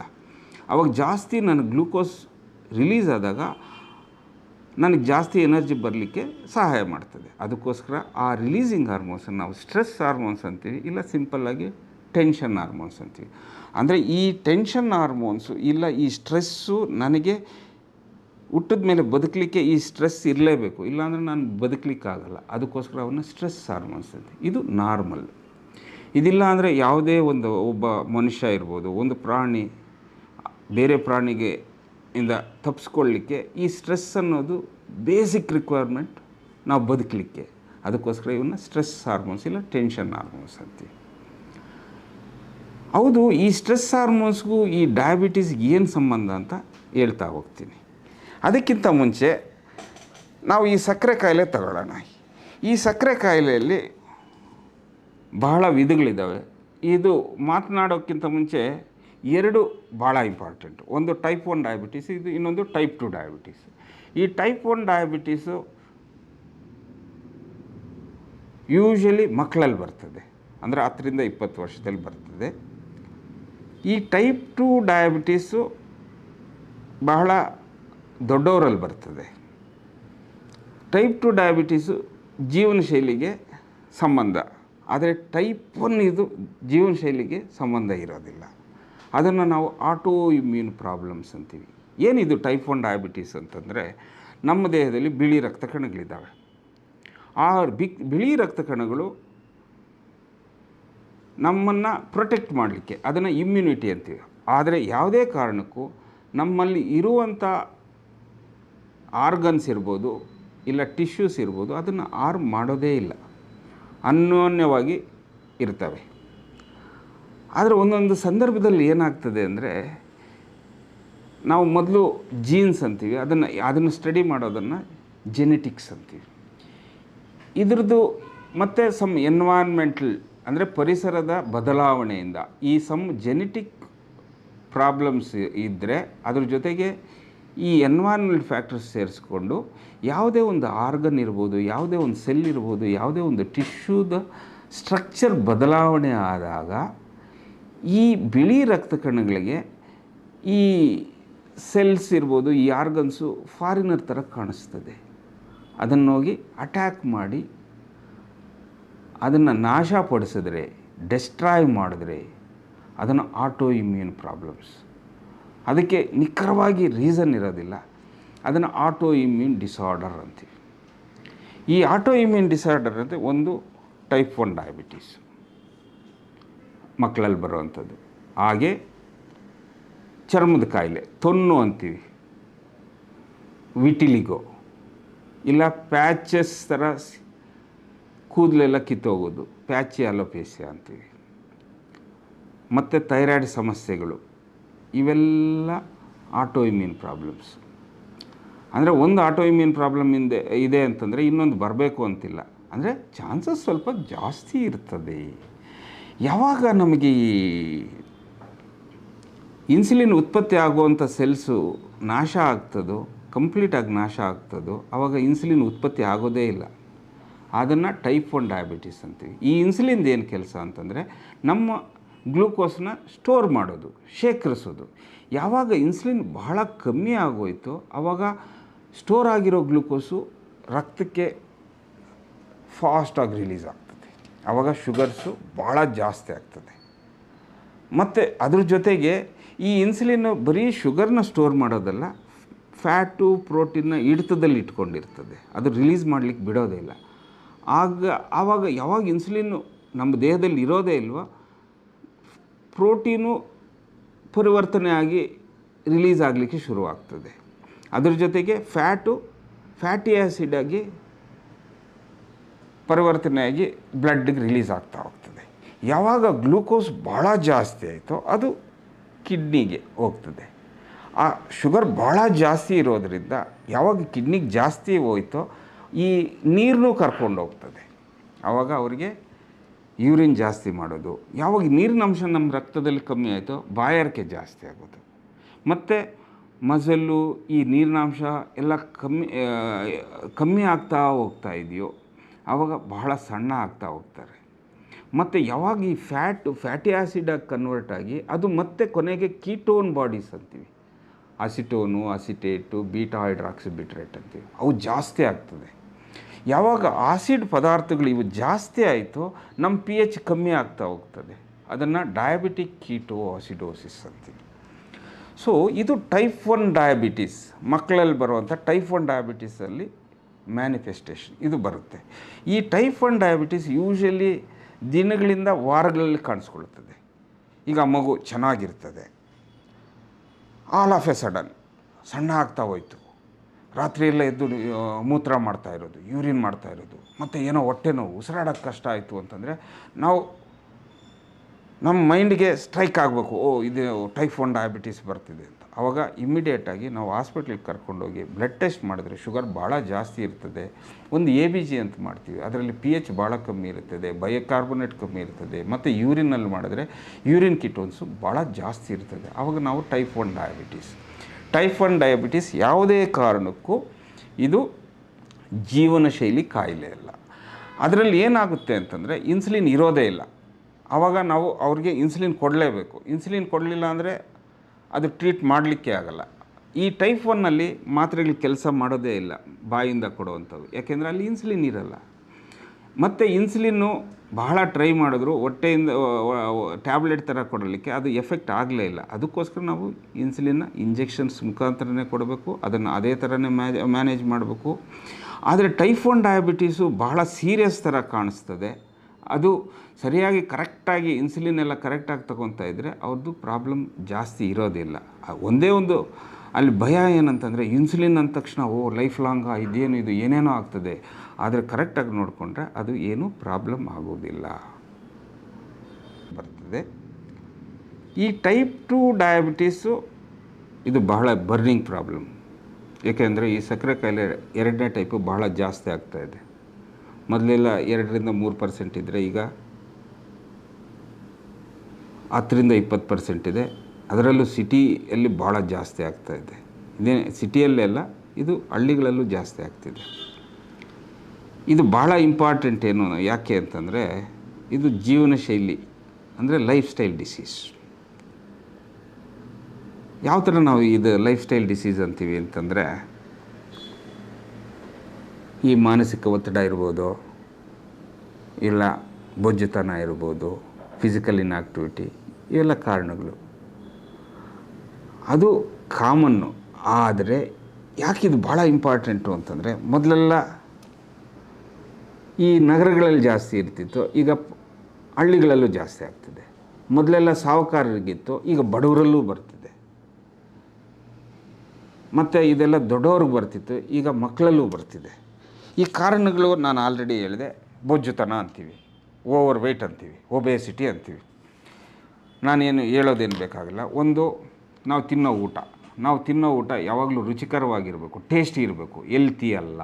ಅಂದರೆ ನಮಗೆ ಯಾವಾಗ ಟೇಸ್ಟ್ ಬೇಕು ಅಂತಂದರೆ ನಾವು ಅದಕ್ಕೆ ಜಾಸ್ತಿ ಆಯಿಲ್ ಯೂಸ್ ಮಾಡಬೇಕು, ಮತ್ತು ತುಪ್ಪನೂ ಯೂಸ್ ಮಾಡಬೇಕು. ಯಾವಾಗ ಅದು ಜಾಸ್ತಿ ಆಯಿತು ಆವಾಗ ಓವರ್ ವೆಯ್ಟ್ ಅಂದರೆ ಬೊಜ್ಜುತನ ಬೆಳೀತಾನೆ ಇದೆ. ಈವನ್ ನಾವು ಜಾಸ್ತಿ ಕಾರ್ಬೋಹೈಡ್ರೇಟ್ ಅಂಶ ಜಾಸ್ತಿ ತಿಂದರೂ ಸಹಿತ ನಾವು ದಪ್ಪ ಆಗ್ತಾನೆ ಇರ್ತೀವಿ. ಒಂದು ಟೈಪ್ ಆಫ್ ಫುಡ್ಡು. ಮತ್ತು ಇನ್ನೊಂದು ಫಿಸಿಕಲ್ ಇನ್ಆಕ್ಟಿವಿಟಿ, ಅಂದರೆ ನಮ್ಮ ವ್ಯಾಯಾಮದ ಚಟುವಟಿಕೆ ಕೊರತೆ. ಅಂದರೆ ನಮ್ಮದು ಎಕ್ಸರ್ಸೈಸ್ ಕಮ್ಮಿ ಆಗ್ತಾಯಿದೆ, ಫಿಸಿಕಲಿ ಆಕ್ಟಿವ್ ಇಲ್ಲ ನಾವು, ಅದರಿಂದ ಬರ್ತಾಯಿದೆ. ಮತ್ತು ಇರ್ರೆಗ್ಯುಲರ್ ಫುಡ್ ಹ್ಯಾಬಿಟ್ಸು, ಅಂದರೆ ನಾವು ಸರಿಯಾಗಿ ಟೈಮ್ ತಿಂತಾಯಿಲ್ಲ. ಬೆಳಗ್ಗೆ, ಮಧ್ಯಾಹ್ನ, ರಾತ್ರಿ ಸ್ವಲ್ಪ ಸ್ಕಿಪ್ ಮಾಡೋದು, ಇಲ್ಲ ಸ್ವಲ್ಪ ಲೇಟ್ ಮಾಡೋದು. ಸ್ಕಿಪ್ ಮಾಡಿದಷ್ಟು ನಾವು ಜಾಸ್ತಿ ತಿಂತೀವಿ, ಇಲ್ಲ ನಾವು ಸ್ವಲ್ಪ ಲೇಟ್ ಆದಷ್ಟು ಇನ್ನೂ ಸ್ವಲ್ಪ ಜಾಸ್ತಿನೇ ತಿಂತೀವಿ. ಮತ್ತು ಇನ್ನೊಂದೇನಂತಂದರೆ, ನಾವು ಮನೆಗಳಲ್ಲಿ ತಿನ್ನೋ ಬದಲು ಆಚೆ ತಿನ್ನೋದು ಜಾಸ್ತಿ. ಹೋಟ್ಲ್ ಇರ್ಬೋದು, ರೆಸ್ಟೋರೆಂಟ್ಸ್ ಇರ್ಬೋದು, ಅಲ್ಲೋದ್ರೆ ನಾವು ಟೇಸ್ಟಾಗೇ ಇರಬೇಕು. ಮತ್ತು ನಾವು ಮನೆಯಲ್ಲಿ ಅಡುಗೆ ಮಾಡೋದೇ ನಿಲ್ಲಿಸ್ಬಿಟ್ಟಿದ್ದೀವಿ, ಆಚೆನೇ ತಿನ್ನೋದು. ಶುಕ್ರವಾರ, ಶನಿವಾರ, ಭಾನುವಾರ, ಈವನ್ ದಿನ ತಿನ್ನೋದಾಗ್ಬಿಟ್ಟಿದೆ. ಸೊ ಆದ್ದರಿಂದ ನಾವು ದಪ್ಪ ಆಗ್ತಾನೇ ಇದ್ದೀವಿ. ಏಕೆ ಅಂತ, ನಾವು ಎಕ್ಸರ್ಸೈಸ್ಗಿಂತ ಹೆಚ್ಚಾಗಿ ನಾವು ಭಾಳ ಊಟ ಮಾಡೋದು ಜಾಸ್ತಿ ಮಾಡಿದ್ದೀವಿ. ಅಂದರೆ irregular food habits, tasty food, ಮತ್ತು ಆಯಿಲ್ ಇರೋವಂಥದ್ದು, ಮತ್ತು ನಾನ್ ವೆಜ್, ಇವೆಲ್ಲ ಜಾಸ್ತಿ. ಇದರಿಂದ ನಾವು ದಪ್ಪ ಆಗ್ತಾನೇ ಇದ್ದೀವಿ. ಮತ್ತು ಇನ್ನೊಂದೇನಂತಂದರೆ ಸೆಡೆಂಟ್ರಿ ಲೈಫ್ ಸ್ಟೈಲ್ಸ್. ನಮ್ಗೆ ಗೊತ್ತಲ್ಲ, ನಮ್ಮದೆಲ್ಲ ಈಗ ಜಾಬ್ ತಗೊಂಡ್ರೆ ಆದಷ್ಟು ನಾವು ಜಾಸ್ತಿ ಜನ ಮಾಡೋದೇ ಟೇಬಲ್ ಜಾಬು. ಅದು ಆಲ್ಮೋಸ್ಟ್ ಸೆಡೆಂಟ್ರಿ ಲೈಫ್ ಸ್ಟೈಲ್ಸ್. ಮತ್ತು ನಾವು ಮೊದಲೆಲ್ಲ ಹಳ್ಳಿಗಳಲ್ಲಿ ದಪ್ಪ ಇರೋರನ್ನೇ ನೋಡ್ತಾ ಇರಲಿಲ್ಲ, ಭಾಳ ಸಣ್ಣ ಇರೋರು, ಯಾಕೆಂದರೆ ಅವರು ಬೆಳಗ್ಗೆಯಿಂದ ರಾತ್ರಿ ತನಕ ಬೆವರು ಇಳಿಸಿ ವ್ಯವಸಾಯ ಮಾಡ್ತಿದ್ದರು. ಈವನ್ ಪಟ್ಟಣದ ಪ್ರದೇಶಗಳಲ್ಲೂ ಅವರು ಬದುಕಬೇಕು ಅಂತಂದರೆ ಅವ್ರು ಕಷ್ಟಪಡಲೇಬೇಕು. ಎಷ್ಟೋ ದೂರ ನಡ್ಕೊಂಡೋಗಿ ಅವ್ರು ಕೆಲಸ ಮಾಡ್ತಿದ್ರು. ಆದರೆ ಈಗ ಎಲ್ಲ ಈಸಿ ಆಗೋಗಿದೆ, ನಡೆಯೋದೇ ಕಮ್ಮಿ ಆಗೋಗಿದೆ, ವ್ಯಾಯಾಮವೂ ಕಮ್ಮಿ ಆಗೋಗಿದೆ. ಸೊ ಅದರಿಂದ ಇದು ಹಳ್ಳಿಗಳಲ್ಲೂ ಜಾಸ್ತಿ ಆಗ್ತಾಯಿದೆ. ಈಗ ಹಳ್ಳಿಗಳಲ್ಲೂ ಅಷ್ಟೇ, ಮೊದಲೆಲ್ಲ ದಪ್ಪ ಇರೋರು ಮ್ಯಾಕ್ಸಿಮಮ್ 5% ಇರ್ತಾರೆ ಅಂದರೆ ಈಗ 30-40% ಹಳ್ಳಿಗಳಲ್ಲೂ ಜಾಸ್ತಿ ಆಗಿದೆ. ಮತ್ತು ಈ ನಗರದ ಪ್ರದೇಶಗಳಲ್ಲೂ ಭಾಳ ದಪ್ಪ ಆಗ್ತಾಯಿದ್ದಾರೆ. ಇದು over weight and physical inactivity. ಅದ್ರ ಜೊತೆಗೆ ಲೈಫ್ ಸ್ಟೈಲ್ಸ್ ಅಂತ ಇಟ್ಕೊ. ಜೀವನ ಶೈಲಿ ಅಂತಂದರೆ ಮಾನಸಿಕ ಒತ್ತಡ, ಅಂದರೆ ಸ್ಟ್ರೆಸ್ಸು, ಓವರ್ ಸ್ಟ್ರೆಸ್ಸು ಯಾಕೆ ಈ ಜೀವನ ಶೈಲಿ ಯಾಕೆ ಇಂಪಾರ್ಟೆಂಟು ಅಂದರೆ ಇದು ದಪ್ಪ ಇರೋರಿಗೆ ಬರ್ತಾಯಿಲ್ಲ. ಈಗ ಸಣ್ಣ ಇರೋರಿಗೂ ಬರ್ತಿದೆ, 2ನೇ ಟೈಪು, ನಾರ್ಮಲ್ ವೆಯ್ಟ್ ಇದ್ರೂ ಬರ್ತಾಯಿದೆ. ಕಾರಣಗಳೇನು ಅಂತಂದರೆ ಸ್ಟ್ರೆಸ್ ಅಂದ ತಕ್ಷಣ ಯಾವುದೇ ಒಂದು ಜಾಬ್ ತಗೊಳ್ಳಿ, ಇಲ್ಲ ನೀವು ಗೌರ್ಮೆಂಟ್ ಕೆಲಸದಲ್ಲಾದರೂ ಇರಿ, ಪ್ರೈವೇಟ್ ಜಾಬಲ್ಲಾದರೂ ಇರಿ, ಇಲ್ಲ ಪಬ್ಲಿಕ್ ಸೆಕ್ಟ್ರಲ್ಲಾದರೂ ಇರಿ, ಅಲ್ಲಿ ಯಾವಾಗಲೂ ಅಷ್ಟೇ ಟಾರ್ಗೆಟ್ಸಲ್ಲಿ ಕೆಲಸ ಮಾಡ್ತಿದ್ವಿ. ಈಗ ಟಾರ್ಗೆಟ್ಸ್ ಎರಾ ಅಂತೀವಿ. ನಮ್ಮ ಕೆಲಸ ಅಂದರೆ ಮೊದಲೆಲ್ಲ ನಾವು ಕೆಲಸ ಮಾಡ್ತಾ ಇದ್ದಿದ್ದು ಎಷ್ಟು ಬೇಕೋ ಅಷ್ಟು ಮಾಡ್ತಿದ್ವಿ, ಎಷ್ಟು ಬೇಕೋ ಅಷ್ಟು ಸಂಬಳ ಬರೋದು, ಅದರಲ್ಲಿ ಭಾಳ ಖುಷಿಯಾಗಿರ್ತಿದ್ವಿ. ಈಗ ಸಂಬಳ ಜಾಸ್ತಿ ಮಾಡಿದಷ್ಟು ನಮಗೆ ಜಾಸ್ತಿ ಟಾರ್ಗೆಟ್ಸ್ ಜಾಸ್ತಿ ಆಯಿತು. ನಾನು ಹೇಳಬೇಕು ಅಂತಂದರೆ ಮೊದಲೆಲ್ಲ ನನಗಿಷ್ಟ ಆಗ್ತಾ ಇದ್ದಿದ್ದು 2 ಜಾಬು. ಒಂದು ಟೀಚಿಂಗ್ ಜಾಬು, ಇನ್ನೊಂದು ಬ್ಯಾಂಕು. ಈ ಟೀಚಿಂಗ್ ಅಂದರೆ ಒಂಥರ ಪಾಠ ಹೇಳ್ಕೊಡೋದೇ ಒಂದು ಪ್ಲೆಷರು, ಮತ್ತು ಅಷ್ಟು ರೆಸ್ಪಾನ್ಸಿಬಿಲಿಟಿ ಇರ್ತಾ ಇರಲಿಲ್ಲ. ಆವಾಗೆಲ್ಲ ಮಕ್ಕಳು ಎಲ್ಲ ಭಾಳ ರೆಸ್ಪೆಕ್ಟ್ ಕೊಡ್ತಾರೆ, ಎಷ್ಟೋ ಚೆನ್ನಾಗಿರ್ತದೆ ಅಂತ. ಆದರೆ ಈಗ ಯಾವುದೇ ಇದಕ್ಕೂ ಪ್ಲೆಷರ್ಗಿಂತ ಪ್ರೆಷರ್ ಜಾಸ್ತಿ ಆಗ್ತಾಯಿದೆ. ಇನ್ನೊಂದು ಬ್ಯಾಂಕು, ಮೊದಲೆಲ್ಲ 12 ಗಂಟೆ ತನಕ ವಹಿವಾಟು ಮತ್ತು ಅಕೌಂಟ್ಸು 2 ಗಂಟೆ ತನಕ ಇರ್ತಿತ್ತು. ಈಗ ಯಾವುದೇ ಹೊತ್ತಲ್ಲಿ ಹೋದರೂ ಅವರು ಕೆಲಸ ಮಾಡ್ತಾನೇ ಇರ್ತಾರೆ. ಆವಾಗ ಮೊದಲೆಲ್ಲ ಪ್ಲೆಷರ್ ಇದ್ದಿದ್ದು ಈಗ ಪ್ರೆಷರ್ ಅಂತ ಆಗ್ತಾಯಿದೆ. ಈಗ ಜಾಬ್ಗೆ ಹೋಗೋಣ. ಈ ಜಾಬ್ ಅಂತಂದರೆ ಈಗ ಟಾರ್ಗೆಟ್ಸು, ಈಗ IT ಪ್ರೊಫೆಷ್ನಲ್ಸು ಇಲ್ಲ ಯಾವುದೇ ಒಂದು ಪ್ರೊಫೆಷನ್ನು ಟಾರ್ಗೆಟ್ಸ್ ಅಂತ ಕೊಟ್ಬಿಟ್ಟಿದ್ದಾರೆ. ಯಾವಾಗ ಈ ಸಾಫ್ಟ್ವೇರ್ ಇರ್ಬೋದು, ಇಲ್ಲ ಬೇರೆ ಜಾಬ್ ಇರ್ಬೋದು, ಮಿತವಾಗಿ ಕೆಲಸ ಮಾಡ್ತಿದ್ವಿ, ಎಷ್ಟು ಬೇಕೋ ಅಷ್ಟು ಸಂಬಳ ಬರ್ತಿತ್ತು. ಆದರೆ ಈಗ ಯಾವುದೇ IT ಕಂಪನೀಸ್ ಜಾಸ್ತಿ ಆದಂಗೆಲ್ಲ ಕಾಂಪಿಟೇಷನ್ ಜಾಸ್ತಿ ಆಯಿತು. ಅದ್ರ ಜೊತೆಗೆ ಟೈಮಿಂಗ್ಸು, ಅಂದರೆ ಮೊದಲೆಲ್ಲ 6 ಗಂಟೆ ಕೆಲಸ ಮಾಡೋರು 8 ಗಂಟೆ ಇರೋದು 12 ಗಂಟೆ, ಅವ್ರದ್ದು ಡ್ಯೂರೇಷನ್ ಜಾಸ್ತಿ ಆಯಿತು. ಮತ್ತು ಟಾರ್ಗೆಟ್ಸಲ್ಲೇ ಕೆಲಸ ಮಾಡ್ತಾ ಹೋದರು. ಅವ್ರಿಗೆ ಮೆಂಟಲ್ ಪ್ರೆಷರ್ ಜಾಸ್ತಿ ಆಯಿತು. ಯಾವಾಗ ಪ್ರೆಷರ್ ಜಾಸ್ತಿ ಆಯಿತು, ಆ ಸ್ಟ್ರೆಸ್ ಹಾರ್ಮೋನ್ಸ್ ಯಾವಾಗಲೂ ಜಾಸ್ತಿನೇ ಇರ್ತದೆ. ಆವಾಗ ಆ ಇನ್ಸುಲಿನ್ ಕೆಲಸ ಮಾಡಲಿಕ್ಕೆ ಬಿಡಲ್ಲ. ಅದನ್ನು ಮುಂದೆ ಹೇಳ್ತೀನಿ. ಅದ್ರ ಜೊತೆಗೆ ಒಂದು ಪೊಲೀಸ್ ಜಾಬ್ ಅಂತ ಇಟ್ಕೊಳ್ಳೋಣ, ಟ್ರಾಫಿಕ್ಕು. ಮೊದಲು ಆ ಟ್ರಾಫಿಕ್ನ ಕಂಟ್ರೋಲ್ ಮಾಡುವಂತಿತ್ತು, ಇಲ್ಲ ಪೊಲೀಸ್ ಜಾಬು ಕ್ರೈಮ್ ರೇಟು ಕಮ್ಮಿ ಮಾಡುವಂತಂದರು. ಹೀಗೆ ಒಂದೊಂದು ಜಾಬ್ಗೆ ಒಂದೊಂದು ರೀಸನ್. ಯಾವಾಗ ಈ ಟಾರ್ಗೆಟ್ಸ್ ಅಂತ ಬಂತು, ಇಷ್ಟು ರೀಚ್ ಆಗಬೇಕು, ಆವಾಗ ಓವರ್ ವರ್ಕಿಂಗು. ಈಗ ಯಾವುದೇ ಒಂದು ಈವನ್ನು ನಾವು ಅಷ್ಟೇ, ಡಾಕ್ಟರ್ಸು ಅಷ್ಟೇ, ಯಾವಾಗಲೂ ಟೆನ್ಷನ್ನೇ ಹಾಸ್ಪಿಟ್ಲಲ್ಲಿ. ಯಾವಾಗ ಗಲಾಟೆ ಶುರುವಾಗ್ತದೆ, ಪೇಷಂಟ್ ನೋಡೋದಕ್ಕಿಂತ ಹೆಚ್ಚಾಗಿ ಬೇರೆದೇ ಪ್ರಾಬ್ಲಮ್ಸು. ಈಗ ನರ್ಸಿಂಗ್ ಜಾಬು ಅಷ್ಟೇ, ಎಲ್ಲ ಅಷ್ಟೇ. ಯಾವ ಜಾಬ್ ತಗೊಂಡ್ರು ಈಗ ಟ್ಯಾಕ್ಸಿ ಇರ್ಬೋದು, ನೈಟೆಲ್ಲ ಕೆಲಸ ಮಾಡಬೇಕು, ಇಲ್ಲ ನೈಟ್ ಡ್ಯೂಟಿಗಳು. ಯಾವಾಗ ನೈಟ್ ಡ್ಯೂಟೀಸ್ ಜಾಸ್ತಿ ಆಯಿತೋ ನೈಟೆಲ್ಲ ಎದ್ದಿರೋದೆ. ಆವಾಗ ನೈಟೆಲ್ಲ ನನ್ನ ಬ್ರೈನು ಸ್ಟಿಮ್ಯುಲೇಟಲ್ಲೇ ಇರ್ತದೆ. ಅಂದರೆ ಯಾವುದೇ ಒಂದು ತಗೊಂಡ್ರು ಸ್ಟ್ರೆಸ್ಸು. ಈಗ ಮತ್ತೆ ಹಳ್ಳಿಗಳಲ್ಲೂ ಯಾಕೆ ಜಾಸ್ತಿ ಆಗ್ತಿದೆ ಅಂತಂದರೆ ಅದ್ರ ಜೊತೆಯಲ್ಲಿ ಸಿಟಿ ಜೊತೆ ಈ ರಿಯಲ್ ಎಸ್ಟೇಟ್ ಅನ್ನೋದು ಯಾವಾಗ ಜಾಸ್ತಿ ಆಯಿತೋ, ಆ ಭೂಮಿ ಬೆಲೆ ಜಾಸ್ತಿ ಆಯಿತು, ನಾವು ಕೆಲಸ ಮಾಡೋ ಜಾಗ ಕಮ್ಮಿ ಆಗೋಗಿ ನಾವು ಕೆಲಸ ಮಾಡೋದೇ ಇಲ್ಲ. ಆವಾಗ ಯಾವಾಗಲೂ ಆ ದುಡ್ಡಿಂದು ಹಿಂದೆ ಬಿದ್ದ್ವಿ. ಆವಾಗ ಮೈಂಡ್ ಜಾಸ್ತಿ ಕೆಲಸ ಮಾಡ್ತಾಯಿದ್ದೆ, ನಾವು ದುಡಿಯೋದು ಕಮ್ಮಿ ಮಾಡಿದ್ವಿ, ಸುಮ್ಮನೆ ಕೂತೇ ಇರೋದು. ಮತ್ತು ಇವೆಲ್ಲ ಜಾಸ್ತಿ ಆಗಿ ದಪ್ಪ ಆಗಿ, ಯಾವಾಗ ಫಿಸಿಕಲ್ ಇನ್ಆಕ್ಟಿವಿಟಿ ಜಾಸ್ತಿ ಆಯಿತು, ದಪ್ಪ ಆಗ್ತಾ ಹೋದ್ರಿ, ಸ್ಟ್ರೆಸ್ ಜಾಸ್ತಿ ಆಯಿತು. ಈಗ ಒಂದು ಕುಟುಂಬ ತಗೊಳ್ಳೋಣ, ಯಾವಾಗ ಈ ಭೂಮಿ ಬೆಲೆ ಇರ್ಬೋದು, ಈಗ ದುಡ್ಡು ಜಾಸ್ತಿ ಓಡಾಡೋಕ್ಕೆ ಶುರುವಾಯಿತು, ಈ ಮನೆಯಲ್ಲಿ ಸಂತೋಷ ಅನ್ನೋದು ಕಮ್ಮಿ ಆಯಿತು.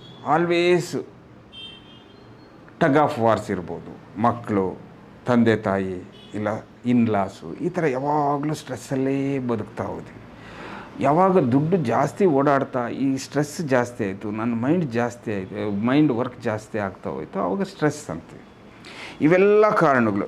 ಈ ಮಕ್ಕಳಲ್ಲಿ ಯಾಕೆ ಜಾಸ್ತಿ ಆಗ್ತಿದೆ ಅಂತಂದರೆ, ಮೊದಲು ಅವರೆಲ್ಲ ಏನೋ ಒಂಥರ ಫಿಸಿಕಲ್ ಆ್ಯಕ್ಟಿವಿಟಿ, ಏನೋ ಆಚೆ ಹೋಗೋದು, ಏನೋ ಒಂದು ವ್ಯಾಯಾಮ ಮಾಡೋದು, ಇಲ್ಲ ಏನೋ ಒಂದು ಆಟ ಆಡೋದು, ಆದರೆ ಅವ್ರಿಗೆ ಈಗ ಇಲ್ಲವೇ ಇಲ್ಲ. ಈಗ ಮಗು ಹುಟ್ಟಿದ ಮೇಲೆ ಮೊದಲೆಲ್ಲ ಅವರು ಮನೆಯಲ್ಲಿದ್ದಾರೆ ಅಂದರೆ ಏನೋ ಒಂದು ಸಂಭ್ರಮ, ಏನೋ ಒಂದು ಪ್ಲೆಷರು, ಆಟ ಆಡೋದೇ ಒಂದು ಖುಷಿ ಆಗ್ತಾಯಿತ್ತು. ಯಾವಾಗ ಇವೆಲ್ಲ ಅವ್ರದ್ದು ಈ ಮೀಡಿಯಾ ಯಾವಾಗ ಜಾಸ್ತಿ ಆಯಿತು, ಆವಾಗ ಅವ್ರು ಯಾವಾಗಲೂ ಮೊಬೈಲಲ್ಲೇ ಕಳೀತಾ ಇದ್ದರು. ಮತ್ತು ಈ ಆ ಮಗು ಗಲಾಟೆ ಮಾಡಿದ್ರೆ ಸಾಕು, ಒಂದು ಮೊಬೈಲ್ ಕೊಡೋದು, ಇಲ್ಲ ಟಿ ವಿ ಒಂದು ಆನ್ ಮಾಡೋದು, ಇಲ್ಲ ಒಂದು ಕಂಪ್ಯೂಟರ್ ಆನ್ ಮಾಡಿ ಕೊಟ್ಬಿಡೋದು. ಆವಾಗ ಅವ್ರಿಗೆ ಫಿಸಿಕಲ್ ಆ್ಯಕ್ಟಿವಿಟಿ ಕಮ್ಮಿ ಆಯಿತು, ಮೆಂಟಲ್ ಆ್ಯಕ್ಟಿವಿಟಿ ಜಾಸ್ತಿ ಆಗ್ತಾ ಹೋಯಿತು. ಅದ್ರ ಜೊತೆಗೆ ಈ ಮೊಬೈಲ್ ಅಂತ ಬಂತು. ಹೌದು, ಮೊಬೈಲು ಮತ್ತು ಟಿ ವಿ ಬಂದಮೇಲೆ ಬಹಳ ಕ್ರಾಂತಿಕಾರಿ ಆಯಿತು ಅದರಲ್ಲಿ, ಅಂದರೆ ರೆವಲ್ಯೂಷನೈಸ್ಡ್ ಆಯಿತು, ಅದರಲ್ಲಿ ಡೌಟೇ ಇಲ್ಲ. ಆದರೆ ಅಷ್ಟೇ ಡಿಸ್ಅಡ್ವಾಂಟೇಜ್ ಆಯಿತು. ಈ ಮೊಬೈಲ್ ಬಂತು. ಮೊಬೈಲ್ ಯಾವಾಗ ಬಂತು, ನನ್ನ ಕನೆಕ್ಟಿವಿಟಿ ಜಾಸ್ತಿ ಆಯಿತು. ಈಗ ನಾನು ಕೆಳಗಡೆ ಇರ್ಬೋದು, ಇಲ್ಲ ಹೈಯರ್ ಪೊಸಿಷನ್ನಲ್ಲೂ ಇರ್ಬೋದು, ಯಾವಾಗಲೂ ನಾನು ಮೊಬೈಲಲ್ಲೇ ಕಾಂಟ್ಯಾಕ್ಟ್ ಇರ್ತೀನಿ. ಅವಾಗ ಯಾರು ಬೇಕಾದರೂ ನನಗೆ ಫೋನ್ ಮಾಡ್ಬೋದು. ಮೊದಲು ಈ ಮೊಬೈಲ್ ಬಂದಾಗ ಎಷ್ಟು ಖುಷಿ ಆಯಿತು ಅಂತಂದರೆ, ಏನು ನಾನು ಇಮ್ಮಿಡಿಯೇಟಾಗಿ ಮಾತಾಡ್ಬೋದು, ಎಷ್ಟು ಚೆನ್ನಾಗಿರ್ಬೋದು ಅಂತ. ಆದರೆ ಅದು ಹೋಗ್ತಾ ನನ್ನ ಕನೆಕ್ಟಿವಿಟಿ ಜಾಸ್ತಿ ಆಗ್ತಾಯಿತ್ತು. ಮತ್ತು ಯಾವಾಗ ಟಾರ್ಗೆಟ್ಸು ಎಲ್ಲ, ಈಗ ಇವರು ಪೊಲೀಸ್ ತಗೊಳ್ಳಿ, ಇಲ್ಲ ಇನ್ನೊಂದು ಯಾವುದೋ ಒಂದು ಬೇರೆ ಜಾಬಲ್ಲಿರ್ಬೋದು, BBMPಯಲ್ಲಿರ್ಬೋದು, ಯಾವುದ್ರಲ್ಲಾದರೂ ಇರ್ಬೋದು. ಅವಾಗ ನನಗೇನಂತಂದರೆ, ಯಾವುದೋ ಮಳೆ ಬಂತು, ಏನೋ ಟ್ರಾಫಿಕ್ ಜಾಮ್ ಆಯಿತು, ಇಲ್ಲ ಇನ್ನೇನೋ, ಆವಾಗ ನಾನು ಎದ್ದು ಓಡಬೇಕಾಗುತ್ತೆ. ಮತ್ತು ನನಗೆ ಈ ಮೊಬೈಲು ಫಸ್ಟು ಬೆಳಗ್ಗೆ ಇಲ್ಲ ಮಧ್ಯಾಹ್ನ ಇಲ್ಲ ರಾತ್ರಿ ತನಕ ಏನೋ ಅದು ಮೊಬೈಲ್ ಬರೋದು ಓಕೆ. ಈಗ ನೈಟಲ್ಲೂ ಬರೋಕ್ಕೆ ಶುರುವಾಯಿತು. ಆದರೆ ಅದು ನನ್ನ ನಿದ್ದೆ ಹೋಯಿತು. ಈ ಮೊಬೈಲ್ ಬಂದಿರೋದ್ರಿಂದ ನಾನು ಎಲ್ಲರಿಗೂ ಆನ್ಸರಬಲ್ ಆದೆ. ಆವಾಗ ನಂದು ಸ್ಟ್ರೆಸ್ಸಿನ ಜಾಸ್ತಿ ಆಗ್ತಾ ಹೋಯಿತು. ಅದ್ರ ಜೊತೆಗೆ ಈ ಮೊಬೈಲ್ ಎಷ್ಟು ಯೂಸ್ ಇದೆಯೋ ಅದರಲ್ಲಿ ಸ್ವಲ್ಪ ಡಿಸಡ್ವಾಂಟೇಜಸ್ಸು ಇದೆ. ಆ ಮೊಬೈಲಲ್ಲಿ ಆಪ್ಸ್ ಅಂತ ಶುರುವಾಯಿತು. ಈ ಆಪ್ಸು ಯಾವಾಗಲೂ ನಾವು ಮೊಬೈಲಲ್ಲೇ ಮುಳುಗೋದ್ವಿ. ಆವಾಗ ನಿಜವಾಗಲೂ ನಮ್ಮದು ಎಕ್ಸರ್ಸೈಸ್ ಅವೆಲ್ಲ ಕಮ್ಮಿ ಆಗ್ತಾ ಹೋಯಿತು. Physical activity, physical exercise, mental exercise ಜಾಸ್ತಿ ಆಯಿತು, ಅಂದರೆ ಮೆಂಟಲ್ ಸ್ಟ್ರೆಸ್ ಜಾಸ್ತಿ ಆಯಿತು. ಮತ್ತು ಈಗ ಟಿ ವಿ ನೋಡ್ಕೊಳ್ಳೋಣ, ಟಿ ವಿ ಒಳ್ಳೆಯದೇ, ಅದರಲ್ಲಿ ಡೌಟೇ ಇಲ್ಲ. ಆದರೆ ಅದರಲ್ಲಿ ಬರೋ ನ್ಯೂಸು, ಈ ಬ್ರೇಕಿಂಗ್ ನ್ಯೂಸ್ ಅಂತಿರ್ಬೋದು, ಇಲ್ಲೇನೋ ನ್ಯೂಸ್ ಇರ್ಬೋದು, ಒಂದು ಆಕ್ಸಿಡೆಂಟ್ ಇರ್ಬೋದು, ಒಂದು ಕ್ರೈಮ್ ನ್ಯೂಸ್ ಇರ್ಬೋದು, ರಿಪೀಟೆಡಾಗಿ ನೋಡ್ತಾ ಇದ್ದರೆ ನನ್ನ ಮೈಂಡ್ ಭಾಳ ಡಿಸ್ಟರ್ಬ್ ಆಗ್ತಾ ಹೋಯಿತು. ಇವನ್ನೆಲ್ಲ ನಾವೇನಂತೀವಿ, ಓವರ್ ಸ್ಟ್ರೆಸ್ ಅಂತೀವಿ. ಅಂದರೆ ಮಾನಸಿಕ ಒತ್ತಡ, ಇಲ್ಲ ಸ್ಟ್ರೆಸ್ಫುಲ್ ಜಾಬು, ಇಲ್ಲ ಮೊಬೈಲು, ಇಲ್ಲ ಟಿ ವಿಯಲ್ಲಿ ನನ್ನ ಸ್ಟ್ರೆಸ್ ಜಾಸ್ತಿ ಆಗ್ತಾ ಹೋಯಿತು. ಅದನ್ನು ಮಾನಸಿಕ ಒತ್ತಡ ಅಂದರೆ ಜಾಬ್ ಇರ್ಬೋದು, ಬೇರೆ ಕಾರಣಗಳಿಂದ ನಂದು ಸ್ಟ್ರೆಸ್ ಜಾಸ್ತಿ ಆಗ್ತಾ ಹೋಯ್ತು. ಈವನ್ ಡಿಪ್ರೆಷನ್ನು ಅಷ್ಟೇ. ಡಿಪ್ರೆಷನ್ ಮಾನಸಿಕ ಖಿನ್ನತೆ ಅಂತೀವಿ. ಈಗ ಯಾವಾಗ ನಾವು ಯಾವುದೋ ಒಂದು ಕಾರಣಕ್ಕೆ ಡಿಪ್ರೆಷನ್ಗೆ ಹೋದಾಗ ನಮಗೇನಾಯಿತು, ಇನ್ವೇರಿಯಬಲಿ ಯಾವುದೋ ಒಂದು ಮಾತ್ರೆ ಯೂಸ್ ಮಾಡ್ತೀವೋ, ಇಲ್ಲ ಆ ಡಿಪ್ರೆಷನ್ಗೆ ಬೆಸ್ಟ್ ಫ್ರೆಂಡ್ ಬಂದು ಫುಡ್ಡೇ ತಿನ್ನೋದಕ್ಕೆ ಜಾಸ್ತಿ ಮಾಡಿದೆ. ಆವಾಗ ನಾನು ದಪ್ಪ ಆಗ್ತಾ ಅಂದರೆ ಮಾನಸಿಕ ಒತ್ತಡನೂ ಖಿನ್ನತೆ ಇಂದನೂ ನಮಗೆ ಸಕ್ಕರೆ ಕಾಯಿಲೆ ಬರ್ಬೋದು.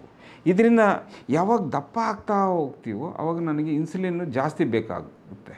ಆವಾಗ ಜಾಸ್ತಿ ಇನ್ಸುಲಿನ್ ಉತ್ಪತ್ತಿ ಆಗ್ತಾ ಹೋಗ್ತದೆ. ಮತ್ತು ಯಾವಾಗೂ ಟೆನ್ಷನ್ ಇರೋದು ನನ್ನ ಬದುಕಲಿಕ್ಕೆ, ಆದರೆ ನನ್ನ ಟೆನ್ಷನ್ ಯಾವಾಗಲೂ ಇರೋದರಿಂದ ಓವರ್ ಸ್ಟ್ರೆಸ್ ಇಲ್ಲ ಕಂಟಿನ್ಯೂಸ್ ಸ್ಟ್ರೆಸ್ ಇದ್ದರೆ, ಆ ಸ್ಟ್ರೆಸ್ ಹಾರ್ಮೋನ್ ಜಾಸ್ತಿ ಆದಾಗ ಇನ್ಸುಲಿನ್ನ ಕೆಲಸ ಮಾಡಲಿಕ್ಕೆ ಬಿಡೋದೇ ಇಲ್ಲ. ಅವಾಗ ಜಾಸ್ತಿ ಇನ್ಸುಲಿನ್ ಉತ್ಪತ್ತಿ ಆಗಿ ನನ್ನ ದೇಹದಲ್ಲಿ 50-70% ಉತ್ಪತ್ತಿ ಸಾಮರ್ಥ್ಯ ಕಳ್ಕೊಂಡಾಗ ಅದನ್ನು ಸಕ್ಕರೆ ಕಾಯಿಲೆ 2ನೇ ಟೈಪ್ ಅಂತ ಬಂತು. ಅಂದರೆ ಯಾರು ದಪ್ಪ ಇಲ್ಲ ಓವರ್ ಸ್ಟ್ರೆಸ್ ಇದ್ದರೆ ಅವರಿಗೆ ಶುಗರ್ ಬರ್ತದೆ. ಅದನ್ನು ಟೈಪ್ 2 ಡಯಾಬಿಟೀಸ್. ಅಂದರೆ ನನಗೆ ಸಕ್ಕರೆ ಕಾಯಿಲೆ ಬರಬೇಕು ಅಂತಂದರೆ ಒಂದು ಜೆನೆಟಿಕ್ಸ್, ಎರಿಡಿಟಿ ಅಂತೀವಿ, ಆನುವಂಶತೆ. ಅದ್ರ ಜೊತೆಗೆ ಮೇಯ್ನ್ ಫ್ಯಾಕ್ಟ್ರ್ ಬಂದು ಬೊಜ್ಜುತನ ಮತ್ತು ಓವರ್ ಸ್ಟ್ರೆಸ್. ಇದರಿಂದ ಸಕ್ಕರೆ ಕಾಯಿಲೆ. ಒಂದು ಸಾರಿ ನನಗೆ ಸಕ್ಕರೆ ಕಾಯಿಲೆ ಬಂತು ಅಂದರೆ ಅದು ಮೊದಲೆಲ್ಲ ನಾನು 50-40 ವರ್ಷ ತನಕ ನಾನು ಟೆಸ್ಟ್ಗಳು ಮಾಡಿಸ್ತಾನೆ ಇರಲಿಲ್ಲ, ಸಕ್ಕರೆ ಕಾಯಿಲೆ ಇದೆಯೇ ಇಲ್ಲ ಅಂತ. ಈಗ 20-30ಕ್ಕೆಲ್ಲ ಮಾಡಲೇಬೇಕಾಗಿರೋ ಸಮಯ ಬಂದಿದೆ. ಹೌದು, ಸಕ್ಕರೆ ಕಾಯಿಲೆ ಇರಬಹುದು ಅಂತಂದರೆ ನಾನು ಏನೇನು ಟೆಸ್ಟ್ಗಳು ಮಾಡಿಸ್ಬೇಕು? ಒಂದು ಬರೀ ಹೊಟ್ಟೆಯಲ್ಲಿ ಮಾಡ್ತೀನಿ, ಇನ್ನೊಂದು ಊಟ ಆದಮೇಲೆ 2 ತಾಸು ಬಿಟ್ಕೊಂಡು ಮಾಡ್ತೀನಿ. ಅದರ ಜೊತೆಗೆ HbA1c ಅಂತ ಮಾಡ್ತೀನಿ.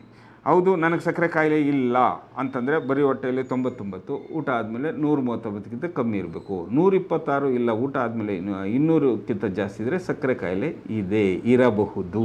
ಅದ್ರ ಜೊತೆಗೆ ನಾವು HbA1c ಅಂತ ಮಾಡ್ತೀವಿ. HbA1c ಅಂತಂದರೆ ಏನು ಅಂತಂದರೆ, ನಮ್ಮ ರಕ್ತದಲ್ಲಿ ಕೆಂಪು ರಕ್ತಕಣಗಳು ಅಂತಿರ್ತದೆ, ಅದರಲ್ಲಿ ಹೀಮೋಗ್ಲೋಬಿನ್ ಅಂತಿರ್ತದೆ. ಅದು 120 ದಿನ ನನ್ನ ರಕ್ತದಲ್ಲಿ ಇರ್ತದೆ. ಅದು ಕಮ್ಮಿ ಆದರೆ, ಬ್ಲಡ್ ಕಮ್ಮಿ ಆದರೆ, ಹೀಮೋಗ್ಲೋಬಿನ್ ಕಮ್ಮಿ ಆದರೆ ಅದನ್ನು ನಾವು ಅನಿಮಿಯಾ ಅಂತೀವಿ. ಆದರೆ ಅದು ಗ್ಲೂಕೋಸ್ ಜೊತೆ ಸೇರ್ತಾ ಇದ್ದರೆ HbA1c ಅಂತ ಪರಿವರ್ತನೆಯಾಗಿ ಡೆವಲಪ್ ಆಗ್ತದೆ. ಆ HbA1cನ ಯಾಕೆ ನಾವು ಯೂಸ್ ಮಾಡ್ತೀವಿ ಅಂತಂದರೆ, ಅದು 120 ದಿನ ಇರ್ತದೆ. ಅದರಿಂದ 120 ದಿನ 3 ತಿಂಗಳಿಂದ ಶುಗರ್ ಜಾಸ್ತಿ ಏರ್ತಾನೆ ಇದ್ದರೆ ಅದು HbA1c ಜಾಸ್ತಿ ಆಗ್ತಾನೇ ಹೋಗ್ತದೆ. ಅಂದರೆ 50% ಪ್ರೀವಿಯಸ್ 1 ಮಂತಲ್ಲಾಗಿದ್ದರೆ, ಇನ್ನೊಂದು 25% ಪ್ರೀವಿಯಸ್ 2nd ಮಂತಲ್ಲಿ, ಇನ್ನೊಂದು 25% ಪ್ರೀವಿಯಸ್ 3rd ಮಂತಲ್ಲಿ ಆಗಿರ್ತದೆ. ಹೌದು, ನನಗೆ ಸಕ್ಕರೆ ಕಾಯಿಲೆ ಇಲ್ಲ ಅಂತಂದರೆ 6%ಗಿಂತ ಕಮ್ಮಿ ಇರ್ತದೆ.